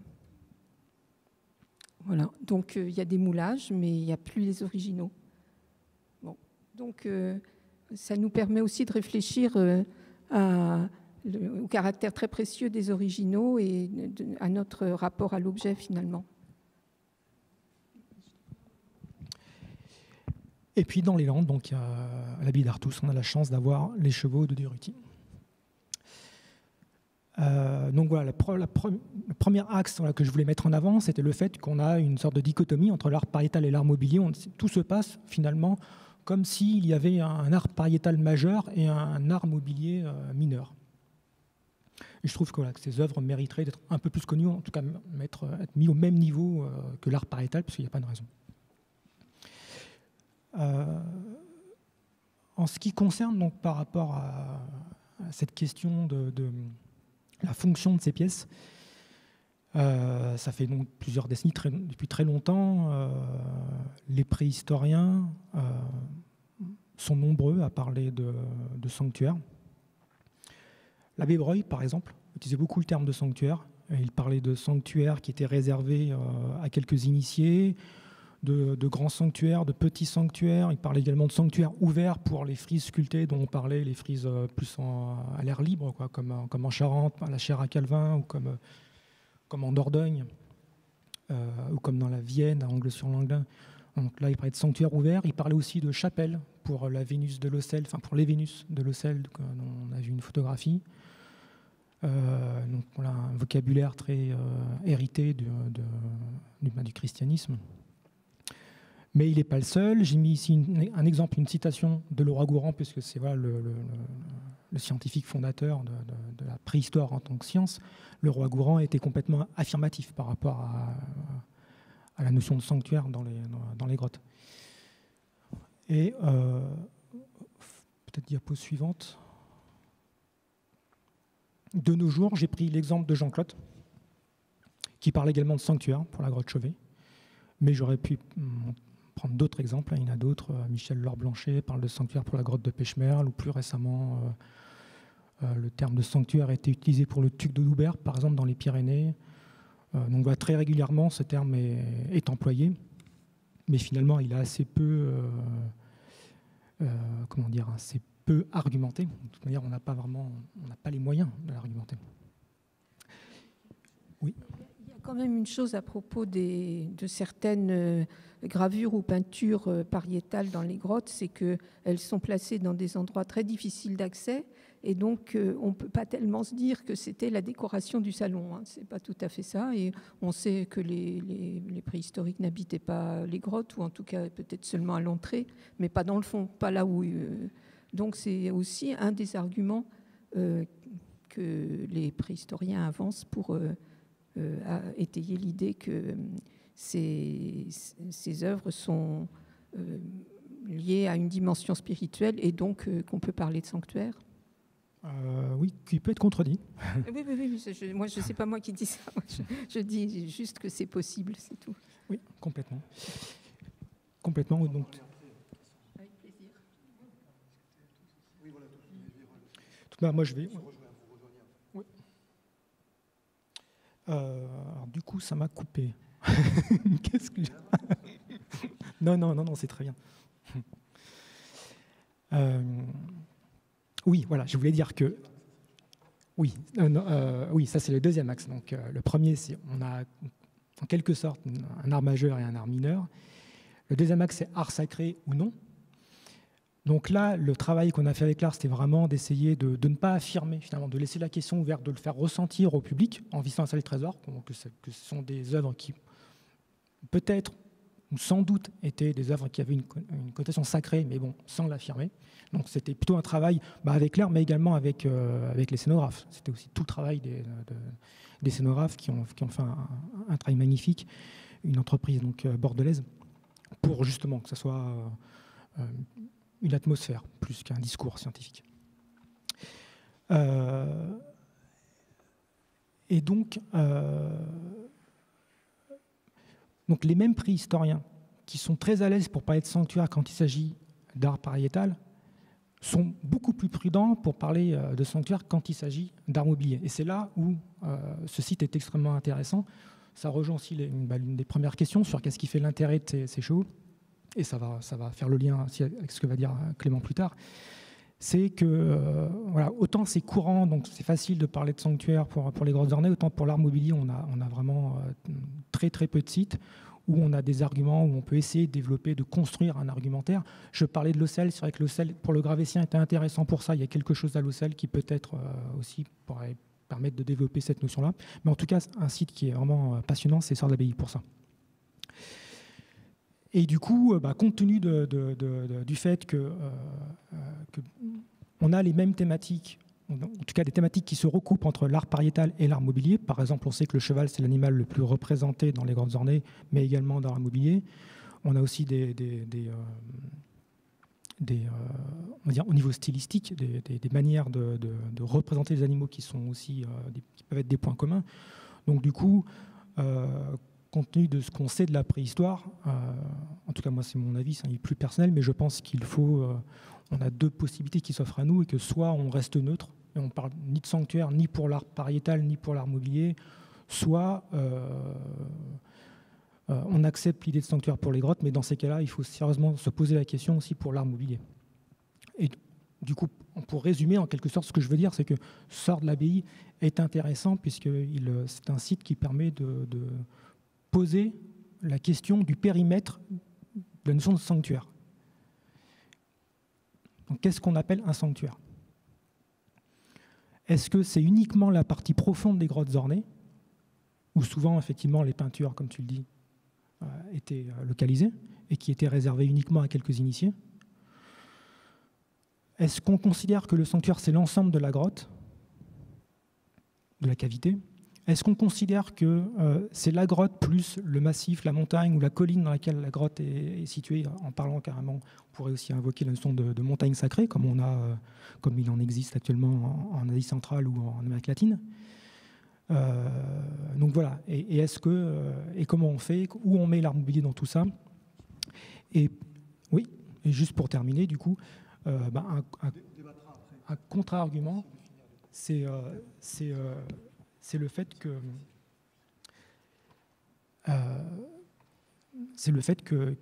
oui, on peut dire que d'un côté, les peintures sont plus en profondeur, mais on a aussi des cas où les peintures sont plus près de l'entrée, voire à proximité de l'habitat. Donc voilà. Donc, comment on fait dans ces cas? Est-ce que est considéré comme un sanctuaire seules les parties qui sont profondes de la grotte et pas les peintures qui sont plus près de l'entrée et plus près des niveaux d'occupation? Là, ça devient déjà beaucoup plus délicat. C'est par exemple un exemple ou un contre-exemple à ce que tu viens de dire, ça serait la grotte de Gargasse, par exemple. Je ne sais pas si tu l'as visité, magnifique, où on a des peintures plutôt en profondeur dans la grotte, qui là font penser bien sûr à un sanctuaire, mais on a aussi beaucoup de peintures à l'entrée de la grotte, près du niveau d'occupation. Et après, donc on va poursuivre après. Donc ça, c'est le deuxième axe. Donc pour terminer, troisième et dernier point sur lequel je voulais revenir. Donc là, j'ai mis un exemple de Lascaux.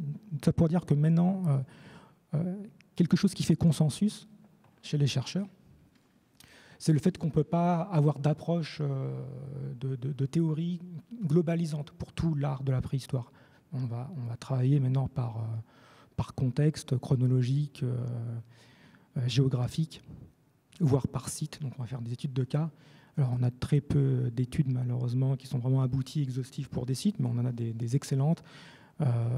Notamment donc, par Michel Laure-Blanchet sur la grotte de Pêche-Merle. On a le travail que j'ai mis ici, parce que vraiment c'est un travail que je trouve remarquable, c'est Norbert Aujoula, tout le travail qu'il a fait à Lascaux. Et là, on peut dire des choses. Voilà, Norbert Aujoula a montré par exemple à Lascaux il a pu montrer que les chevaux étaient représentés plutôt... en fait, qu'il a montré que l'ensemble des animaux étaient représentés dans des périodes qui précèdent l'accouplement, ce qui permet d'identifier des saisons. Donc les chevaux auraient été représentés, eux correspondraient à la fin de l'hiver et au début du printemps, les aurochs à l'été et les cerfs à l'automne. Donc c'est un peu comme on aurait une sorte de cycle biologique, printemps, été, automne. Mais c'est juste, voilà, c'est pour vous montrer la complexité que ça représente, de comprendre l'art préhistorique, c'est juste ce qu'a fait Norbert Aujoula, il a décodé en quelque sorte une toute petite fraction du message des Magdaléniens. On n'a pas la clé de compréhension pour l'ensemble de la grotte. Donc encore moins pour l'ensemble de l'art magdalénien. Mais quoi qu'il en soit, et c'est ce qu'on voit très bien avec Lascaux, c'est que même si on ne comprend pas quelle était la signification que ces œuvres avaient pour les Magdaléniens, néanmoins, ces œuvres exercent un pouvoir de fascination sur nous, d'où le succès public de la copie. Et c'est là où je voulais en venir, c'est que le troisième point sur lequel on a vraiment l'axe de travail que nous avions, c'est le fait que, indépendamment donc indépendamment de la compréhension que nous pouvons avoir de ces œuvres, il faut reconnaître que les artistes de la préhistoire étaient capables ils exprimaient une émotion par rapport à des chevaux qu'ils voyaient dans leur environnement, qu'ils chassaient même, et ils étaient capables de mettre en forme cette émotion, de transmettre cette émotion, ce qui est bien la définition de l'art. Et voilà, en quelque sorte, c'est aussi le travail que tu as réalisé sur ces pièces. Voilà, je vais arrêter là, peut-être, parce que sinon je vais encore plus développer. On va rester dans le même thème, en fait, puisque vous allez évoquer la notion de sanctuaire dédié au cheval. C'était l'expression qu'avait employée Robert Aramorou quand il avait fait un peu le bilan de ces années de recherche. Vous aviez travaillé dessus, cette problématique, depuis, c'est l'objet de votre thèse en particulier. Qu'est-ce que vous pouvez nous en dire aujourd'hui ? Alors on va à la fois parler de la notion de sanctuaire, mais on va aussi revenir à l'archéologie et au site de Durruti. Donc ça sera quelque chose de beaucoup plus précis et axé sur ces sculptures et surtout sur le contexte de découverte de ces trois sculptures qui représentent des chevaux. Ce que je vais vous présenter ici, c'est le fruit d'un travail collectif, donc avec François-Xavier Chauvière, Morgane Tachary et Frédéric Plassard, sur les mandibules de cheval de la couche 4 de Durruti, donc la même couche dans laquelle on a découvert les sculptures.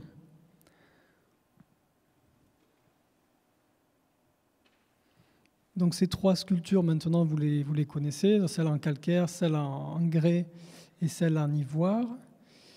Donc elles ont été trouvées dans deux carrés qui sont adjacents. On l'a vu tout à l'heure avec la présentation de Morgane, en C3 et en B3, et celle qui était, on peut revenir avant, ouais. Et celle qui est en ivoire, elle était juste entre les deux carrés, ce qui lui a valu d'être abîmée d'ailleurs, puisqu'elle a eu un clou de carroyage dessus. Donc Aramburu disait la statuette reposée, il parle là du cheval agenouillé, donc de la plus grosse des sculptures. La statuette reposait sur une série d'extrémités antérieures de mâchoires de cheval, comprenant exclusivement les incisives et une petite partie du maxillaire. En réalité, il parle plutôt de mandibules, là, donc des mâchoires inférieures du cheval. Et donc cette association entre ce cheval agenouillé et les mandibules des chevaux, elle est confirmée à la fois par les carnets de terrain de Robert Aramburu, puisqu'on voit qu'il y a un schéma en haut à gauche sur lequel apparaît l'empreinte du dos du cheval. Il faut imaginer que c'est le cheval qui est en bas à droite, mais qui serait dans l'autre profil. En réalité, on voit bien le dos du cheval qui est dessiné par Aramburu au moment où il l'a enlevé. Et il y a une photographie, donc à droite, qui confirme bien cette empreinte du cheval qui est sur les mandibules des chevaux. Pour Aramburu, c'est une association qui n'est pas fortuite. Pour lui, il y a vraiment un geste intentionnel dans cette association entre les sculptures qui représentent les chevaux et les mandibules de cheval. Il dit « La présence de ces 3 sculptures dans un espace restreint », c'est la phrase qu'a lue tout à l'heure Jean-Claude, la représentation du même animal, le contexte entourant la statuette, donc le contexte était pour lui des crânes de chevaux dont on ne sait pas exactement où ils sont, plus les mandibules et d'autres choses qu'a évoqué Morgane, donc les dents de carnivores qui sont perforées, des pièces lithiques qui sont inhabituelles, au moins 2. Tout fait penser à une sorte de sanctuaire. Donc lui, il parle clairement de sanctuaire, rassemblant des objets dont le caractère non utilitaire est aussi évident que leur valeur de symbole. Et donc nous, notre idée, c'était de faire une enquête sur cette question d'une association qui est fortuite ou non, et chercher des preuves de l'intention de faire un dépôt de mandibules qui serait associé à ces sculptures. Donc on est allé voir du côté des mandibules s'il y avait des gestes particuliers qui avaient été réalisés. Et donc on s'est penché sur ce corpus de mandibules de cheval qui sont issus des carrés C3 et B3 et qui sont conservés également ici à l'abbaye d'Artus. Dans le carré C3, vous voyez qu'il y a 4 séries complètes de 6 incisives inférieures. Elles sont parfois déchaussées et elles sont parfois encore sur les os mandibulaires. Il y a 5 séries partielles, 5 fragments d'os mandibulaires, 6 incisives isolées. Et dans le carré B3, donc juste à côté, une série partielle d'incisives, une incisive isolée et un fragment d'os mandibulaire.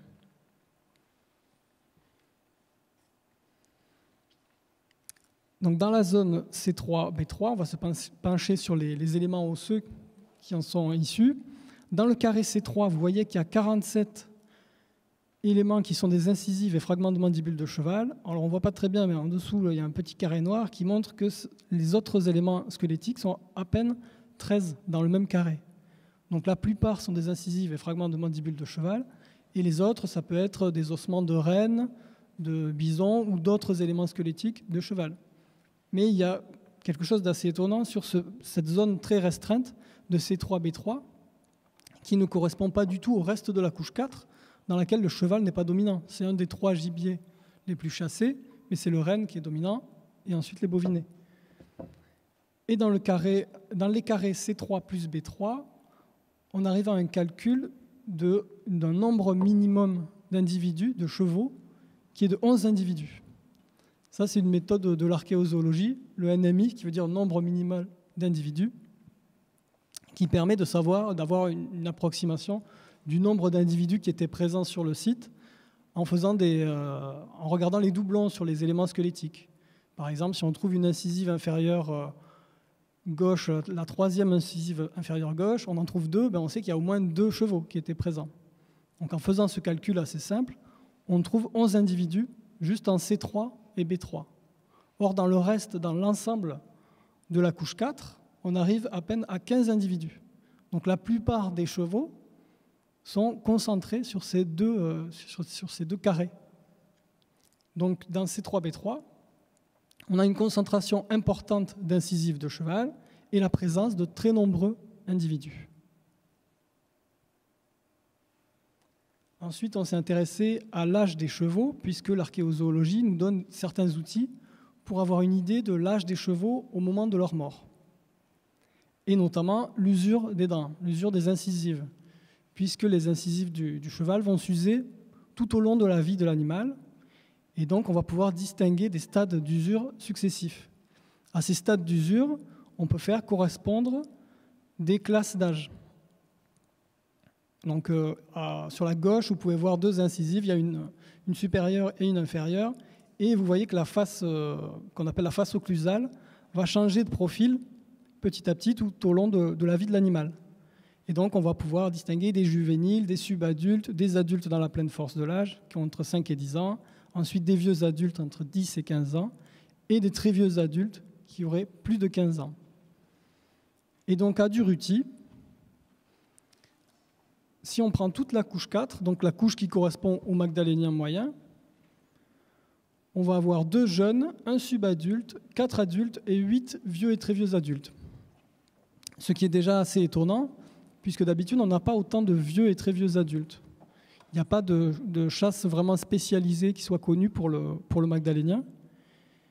Si on prend maintenant la couche 4, de laquelle on enlèverait les carrés C3 et B3, on va avoir 2 jeunes, 1 subadulte, 4 adultes et 3 vieux et très vieux adultes. Donc là, on a un profil d'âge qui est beaucoup plus habituel avec ce qu'on voit d'habitude pour le magdalénien. En revanche, si on prend uniquement la zone qui nous intéresse, la zone où on a découvert les sculptures, donc C3 et B3, on voit qu'il y a 1 jeune, 0 subadulte, 2 adultes et 8 vieux et très vieux adultes. Donc en fait, ces individus vieux de l'ensemble de la couche 4, ils proviennent de ce carré-là.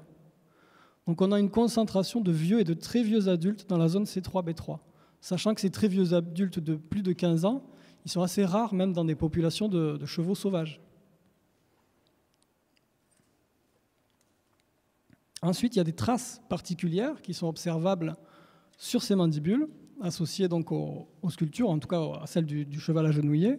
Il y a des stries de raclage, donc des stries qu'on ne connaît pas dans le reste, qu'on ne trouve pas dans le reste de la collection, et qu'on voit ici sur chaque individu. Donc sur les 11 individus du dépôt, on retrouve ces mêmes traces sur la face linguale des incisives, donc à l'intérieur du côté de la langue, sur les dents. On va rester un tout petit peu dessus. Encore une. Donc on ne les retrouve pas dans le reste de la série, on n'en connaît pas non plus ailleurs. C'est des traces qui n'existent que ici, dans le dépôt qui est associé au cheval agenouillé. On ne sait pas non plus à quoi elles peuvent servir, ces traces, à part peut-être à enlever le tissu conjonctif qui se trouve sur les dents pour laisser mieux apparaître les dents. Donc peut-être un geste qui aurait une valeur esthétique.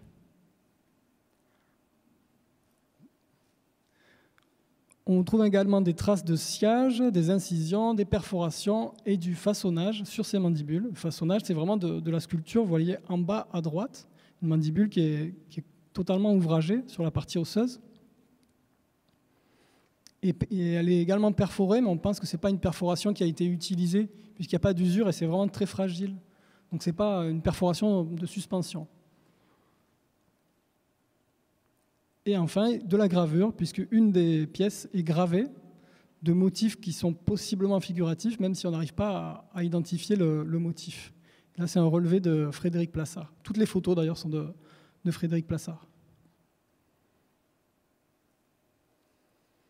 Alors, on a fait une hypothèse sur la morphologie initiale de ces pièces, en recoupant un peu toutes ces données. On voit que c'est toujours cette même partie de la mandibule, donc l'avant de la mandibule avec les incisives. Le sciage se trouve toujours à peu près au même endroit, les incisions également, et les gravures et le façonnage se trouvent aussi à peu près au même endroit à chaque fois, et le raclage, bien sûr, sur les incisives. Donc on a une vague idée de à quoi ça pouvait ressembler ou ce qu'ils essayaient de faire. Par contre, on n'a aucune idée de quelle était l'utilisation, quelle était la fonction de ces objets. Et donc, en conclusion, on a la confirmation d'un dépôt intentionnel exceptionnel avec ces mandibules, puisqu'on a une association avec une statuette, la concentration d'une même espèce, puisque c'est le cheval, des statuettes qui représentent des chevaux et des mandibules de cheval. Ça Aramburu l'avait déjà souligné. Un même élément anatomique, ce que lui n'avait pas totalement perçu, mais c'est que des mandibules, donc que des parties inférieures. C'est assez étonnant, c'est que des incisives inférieures. Il n'y a pas d'incisives supérieures dans ce dépôt. Les chevaux sont particulièrement âgés. Ça, il ne l'avait pas vu non plus, mais c'est particulièrement étonnant. Et des traces, sur toutes les mandibules, il y a des traces. très particulières puisqu'on ne les trouve que sur ce site. Donc une importance de l'espèce, le cheval, mais un intérêt manifeste également pour des individus précis, puisqu'on s'intéresse à un groupe de chevaux particulièrement âgés, et une focalisation sur les têtes des chevaux à la fois dans les sculptures et dans ce dépôt, puisque c'est particulièrement des éléments issus du crâne du cheval. Et on voit une continuité entre les ossements et les figurations. Une association de représentation de chevaux et d'ossements de chevaux, avec différents degrés de transformation des crânes, puisqu'on va trouver des mandibules sur lesquelles il y a à peine des traces de raclage, et d'autres mandibules qui sont transformées plus en profondeur, puisqu'on a parfois du façonnage ou de la gravure sur ces mandibules. Donc on va clairement vers la figuration, jusqu'aux sculptures des chevaux. Donc peut-être pas tant d'opposition que ça entre les symboles et l'exploitation, puisque les chevaux, c'est quand même un des gibiers privilégiés de ces Magdaléniens. Et il y a une phrase du philosophe Baptiste Morisot qui explicite assez bien cette tension entre les deux. Il explique « Sacraliser est le concept dualiste que notre tradition a élaboré en contraste binaire avec exploité. Il y a le profane, matière à extraire sans égard, et le sacré, immatériel, à ne pas toucher du tout. » Ça, c'est dans notre société. Or, il explique, les noms modernes, en fait, tuent, mangent, rusent, exploitent, cueillent, mais aussi sèment, récoltent leur sacré. Et finalement, on est peut-être un peu dans ce cas de figure à Durruti. L'archéozoologie montre que le sanctuaire, ce que Robert Aramburu a appelé le sanctuaire de Durruti, pourrait révéler un lien entre les symboles et la matérialité des animaux, puisqu'on s'intéresse à la fois aux images des animaux, mais aux animaux matériellement, puisqu'il y a les ossements des animaux, du même animal. Il s'agirait finalement d'une continuité plutôt que d'une opposition qui serait binaire entre sacré et profane dans ce contexte précis du magdalénien moyen. Bon, je vous remercie pour votre attention et ici vous avez les deux articles qui sont donc à l'origine de cette présentation.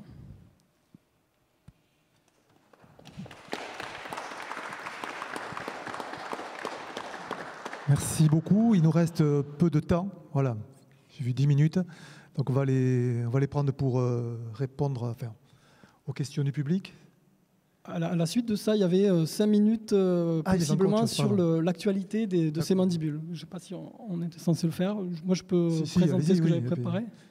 Préparer les questions. Je vais le faire un peu rapidement. Oui, voilà. Excusez-moi. Non, il n'y a pas de problème. On peut revenir peut-être à celle d'avant. Voilà. Donc c'est un programme qui est en cours sur ces mandibules et qui s'appelle « L'étude archéogénétique des restes de chevaux de la couche 4 de Durruti ». Les responsables scientifiques sont Ludovic Orlando pour la paléogénétique et moi-même pour le côté archéologie.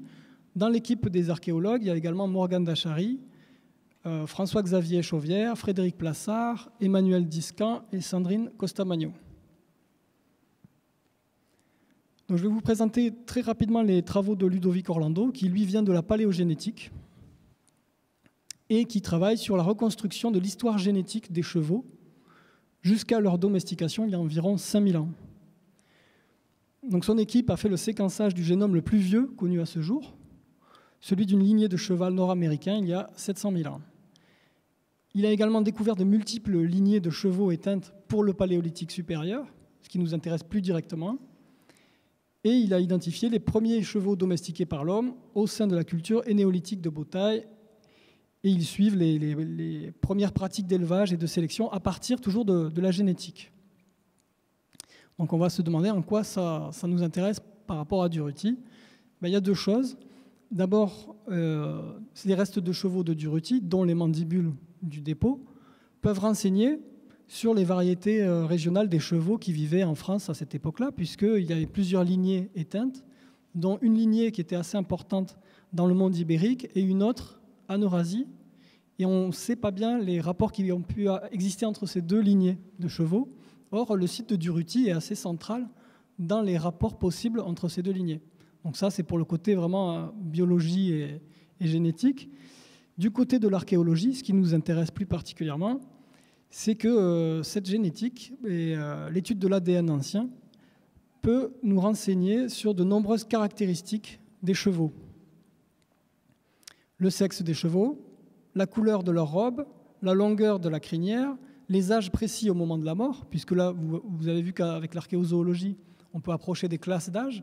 Avec la génétique, on peut être à une année près. Et les liens de parenté éventuels entre les chevaux. Donc l'ADN va nous apporter l'opportunité de chercher de nouveaux particularismes qui pourraient exister dans ce dépôt, qu'on sait être maintenant intentionnel, de mandibules de chevaux. Des choses qui ne sont pas détectables par l'archéologie classique. Donc des tests préliminaires sont en cours sur des incisives et dents jugales de chevaux de la couche 4. Dents jugales, c'est les prémolaires et molaires. Donc on va commencer par des analyses sur les dents des chevaux de la même couche 4, mais qui n'appartiennent pas au dépôt intentionnel des mandibules. C'est des prélèvements qui sont très petits, de l'ordre de 100 à 200 mg, pour vérifier si l'ADN est bien conservé dans la collection. Ensuite, il y aura des datations en carbone 14 sur les pièces qui montrent un intérêt au niveau de l'ADN, pour vérifier qu'elles sont bien contemporaines. Et un modèle 3D systématiquement effectué à l'aide d'un scanner surfacique avant chaque prélèvement, qui permet ensuite de faire des impressions 3D de ces pièces. Et les premiers résultats ADN sont attendus pour l'automne 2021, donc très bientôt. En fait, les pièces sont en train d'être scannées et ensuite on va passer aux premières analyses. Et en fonction de ces résultats, des analyses ADN pourront être effectuées sur les incisives et mandibules du dépôt qui nous intéresse particulièrement, puisqu'il est en connexion directe, en association avec le cheval agenouillé.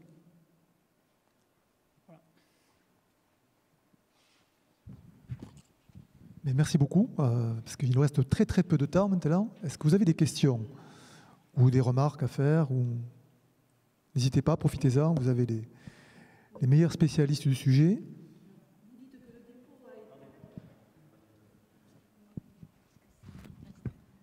Vous dites que le dépôt a été intentionnel, et donc est-ce que les hommes à ce moment-là l'ont protégé aussi intentionnellement, ont mis de la terre dessus, ont mis des roches, pour avoir été retrouvés ensuite intacts ainsi? Alors ça, on va avoir du mal à le savoir par l'archéologie, puisque de la terre, par définition, il va y en avoir un peu partout. Et je ne crois pas qu'on ait vraiment de structure construite qui correspondrait à un coffret de protection, mais Morgane aura certainement plus de choses à dire que moi sur ce sujet. Non, il n'y a pas de données sur ce qu'il y avait au-dessus. On n'a pas d'informations plus que ce qu'on vous a donné tout à l'heure. Non, malheureusement, il n'y a pas ce genre de choses.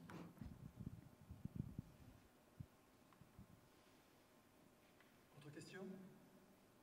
Si, peut-être. Est-ce que vous auriez plus de détails à donner?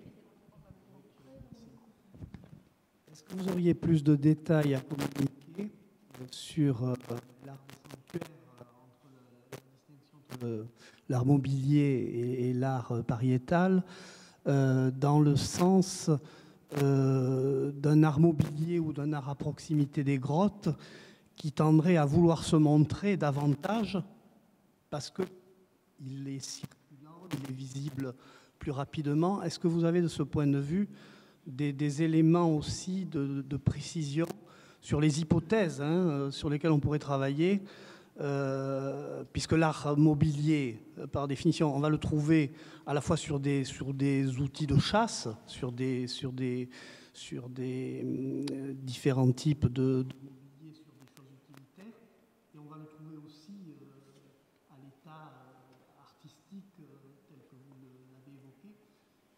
Alors, est-ce qu'on peut, à partir de là, faire une distinction entre le mobilier qui se transporte et ce qui est peint, orné, gravé à l'intérieur des profondeurs des cavernes? Alors effectivement, vous soulignez que c'est une catégorie qui est très vaste, l'art mobilier, puisqu'on peut à la fois y mettre des armes sur lesquelles il y a des ornementations, à la fois de la parure corporelle. On pourrait parler des contours découpés qui étaient évoqués tout à l'heure, qui représentent des têtes de chevaux qui sont perforées et qui étaient certainement portées par les personnes. Et à la fois, il y a des cas qui sont un peu limites entre art mobilier et des objets qui ne sont pas forcément à transporter ou transportables. Et le cheval agenouillé, déjà, il est entre les deux, puisqu'il est particulièrement gros et lourd. Et dans certains sanctuaires, grottes sanctuaires, par exemple le Tuc d'Audoubert, ben, on a des modelages en argile. Et là, ben, c'est pareil, on est un peu à la limite, puisque c'est de la sculpture en ronde bosse, qui n'est pas transportable vraiment, puisque c'est sur de l'argile. Mais tout au fond du sanctuaire du Tuc d'Audoubert, on termine par des bisons qui sont modelés et qui ne sont pas très gros, qui font à peu près 60 cm, je crois. Donc c'est effectivement difficile, puisque c'est une catégorie des archéologues plus que des populations magdaléniennes. Cette question de pariétal ou mobilier, on a du mal à faire vraiment la différence, puisqu'on voit des frises sculptées pariétales devant lesquelles les personnes habitaient, et à l'inverse, on a aussi des sanctuaires qui sont clairement des grottes dans lesquelles peu de personnes entraient, et avec des peintures, des dessins, des sculptures qui sont tout au fond des grottes. Si je peux me permettre, j'ajouterais un élément qu'on n'a pas abordé, c'est la question de la conservation. Ce qui est protégé des agents atmosphériques, du vent, de la pluie, etc., a plus de chances de nous être parvenu. Et on sait bien que l'art des grottes est aussi un art qui est aujourd'hui réduit à sa portion congrue pour des raisons de conservation, d'abord pour ça. Et c'est un des grands soucis des pariétalistes, des gens qui travaillent sur l'art pariétal, c'est de réfléchir avec une donnée qui est extrêmement lacunaire. D'une manière générale, les archéologues travaillent sur des données lacunaires, mais eux aussi, cet aspect-là, il ne doit pas être oublié. Voilà. Ce que je voudrais préciser aussi, c'est que c'est extrêmement difficile pour les chercheurs d'explorer l'univers mental des Magdaléniens.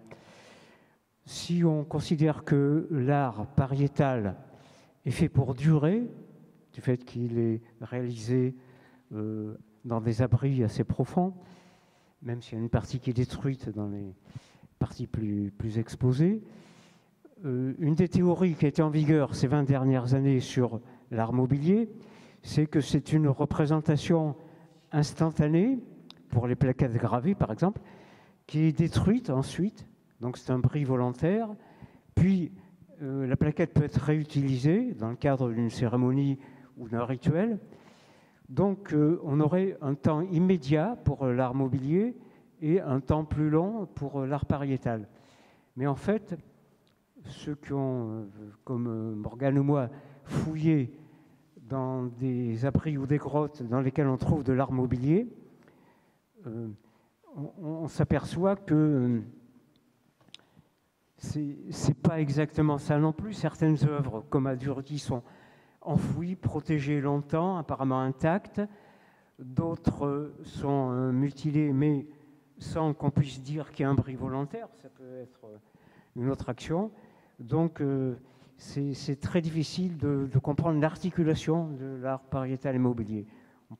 On cherche, mais bon, interpréter, c'est difficile. Très. Juste, moi, je voulais rajouter aussi, je te rejoins complètement. Moi, je pensais au Tuc d'Audoubert. C'est vrai que c'est intéressant comme site. Hein. C'est vraiment quelque chose qui pourrait être une sorte de transition intermédiaire entre faire le lien entre l'art mobilier et l'art des grottes. L'autre exemple qu'on a qui est intéressant, sinon, c'est pas le magdalénien, là, c'est le gravétien. C'est par rapport aux Vénus aussi. On a quand même des données qui sont intéressantes. Voilà.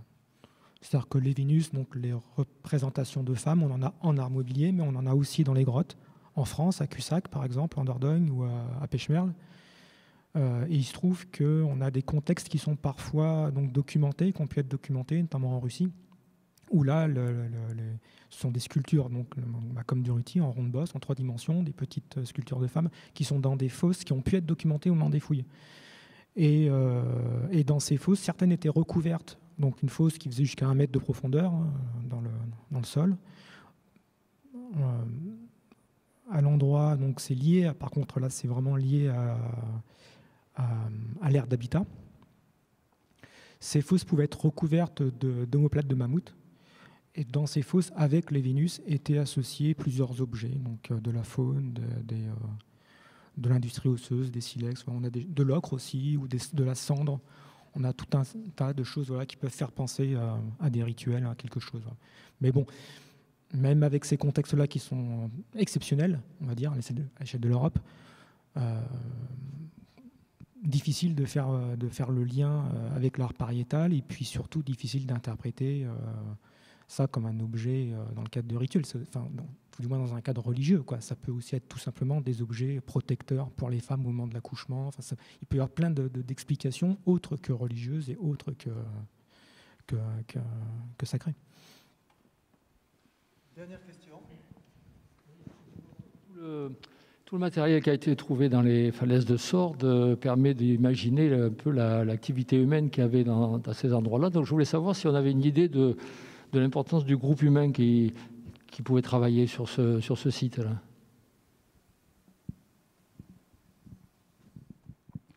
Ah là là, la question piège. J'aurais tendance à me référer au mode de vie des chasseurs-cueilleurs d'une manière générale. Parce si je me réfère juste à l'archéologie, je vais pas pouvoir. On n'a pas de données concrètes pour vous répondre. Habituellement, un groupe de chasseurs-cueilleurs qui pouvait occuper un site sur une période assez longue, plusieurs semaines d'affilée, c'est plutôt un groupe familial étendu. En gros, je ne vais pas dire de bêtises, une cinquantaine, une centaine de personnes, cet ordre-là. Voilà. Mais ça reste plutôt une hypothèse de travail en référence à ce que l'on connaît de la littérature qu'une réelle donnée archéologique. Voilà. Tu valides, Clément? Tu connais l'ethno mieux que moi.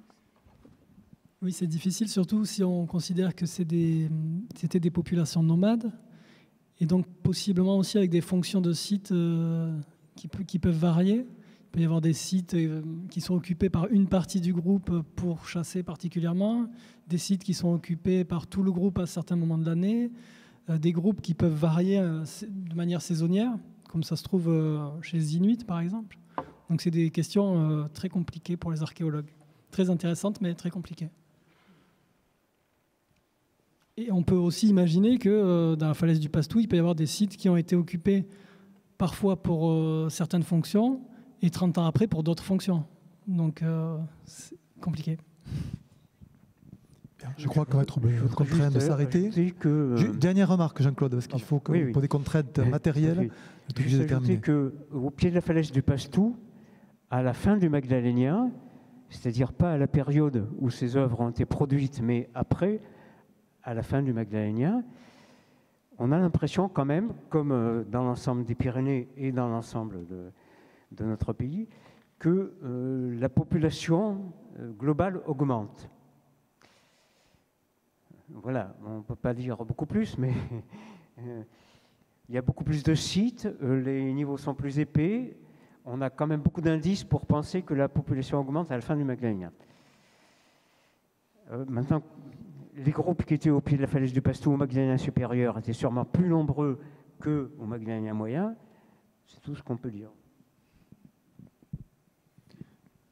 Bien, mais on sera obligé de revenir dans quelques années, je pense, pour avoir d'autres réponses à la part de mystère qui reste autour de ces chevaux de Durruti. Enfin, en tout cas, je pense que tout le monde vous remercie infiniment d'avoir participé à cette journée, d'avoir nous fait découvrir ou redécouvrir ce site-là, et vous l'avez transmis avec passion, et on vous en remercie infiniment. Et on remercie bien sûr le département, le centre départemental d'Artous de nous avoir accueillis. Nous avons passé, je pense, une bonne après-midi. En tout cas, moi, j'étais un peu le candide, et là, j'ai appris beaucoup de choses, et ce fut un très bon moment. Voilà, merci beaucoup, et bon retour.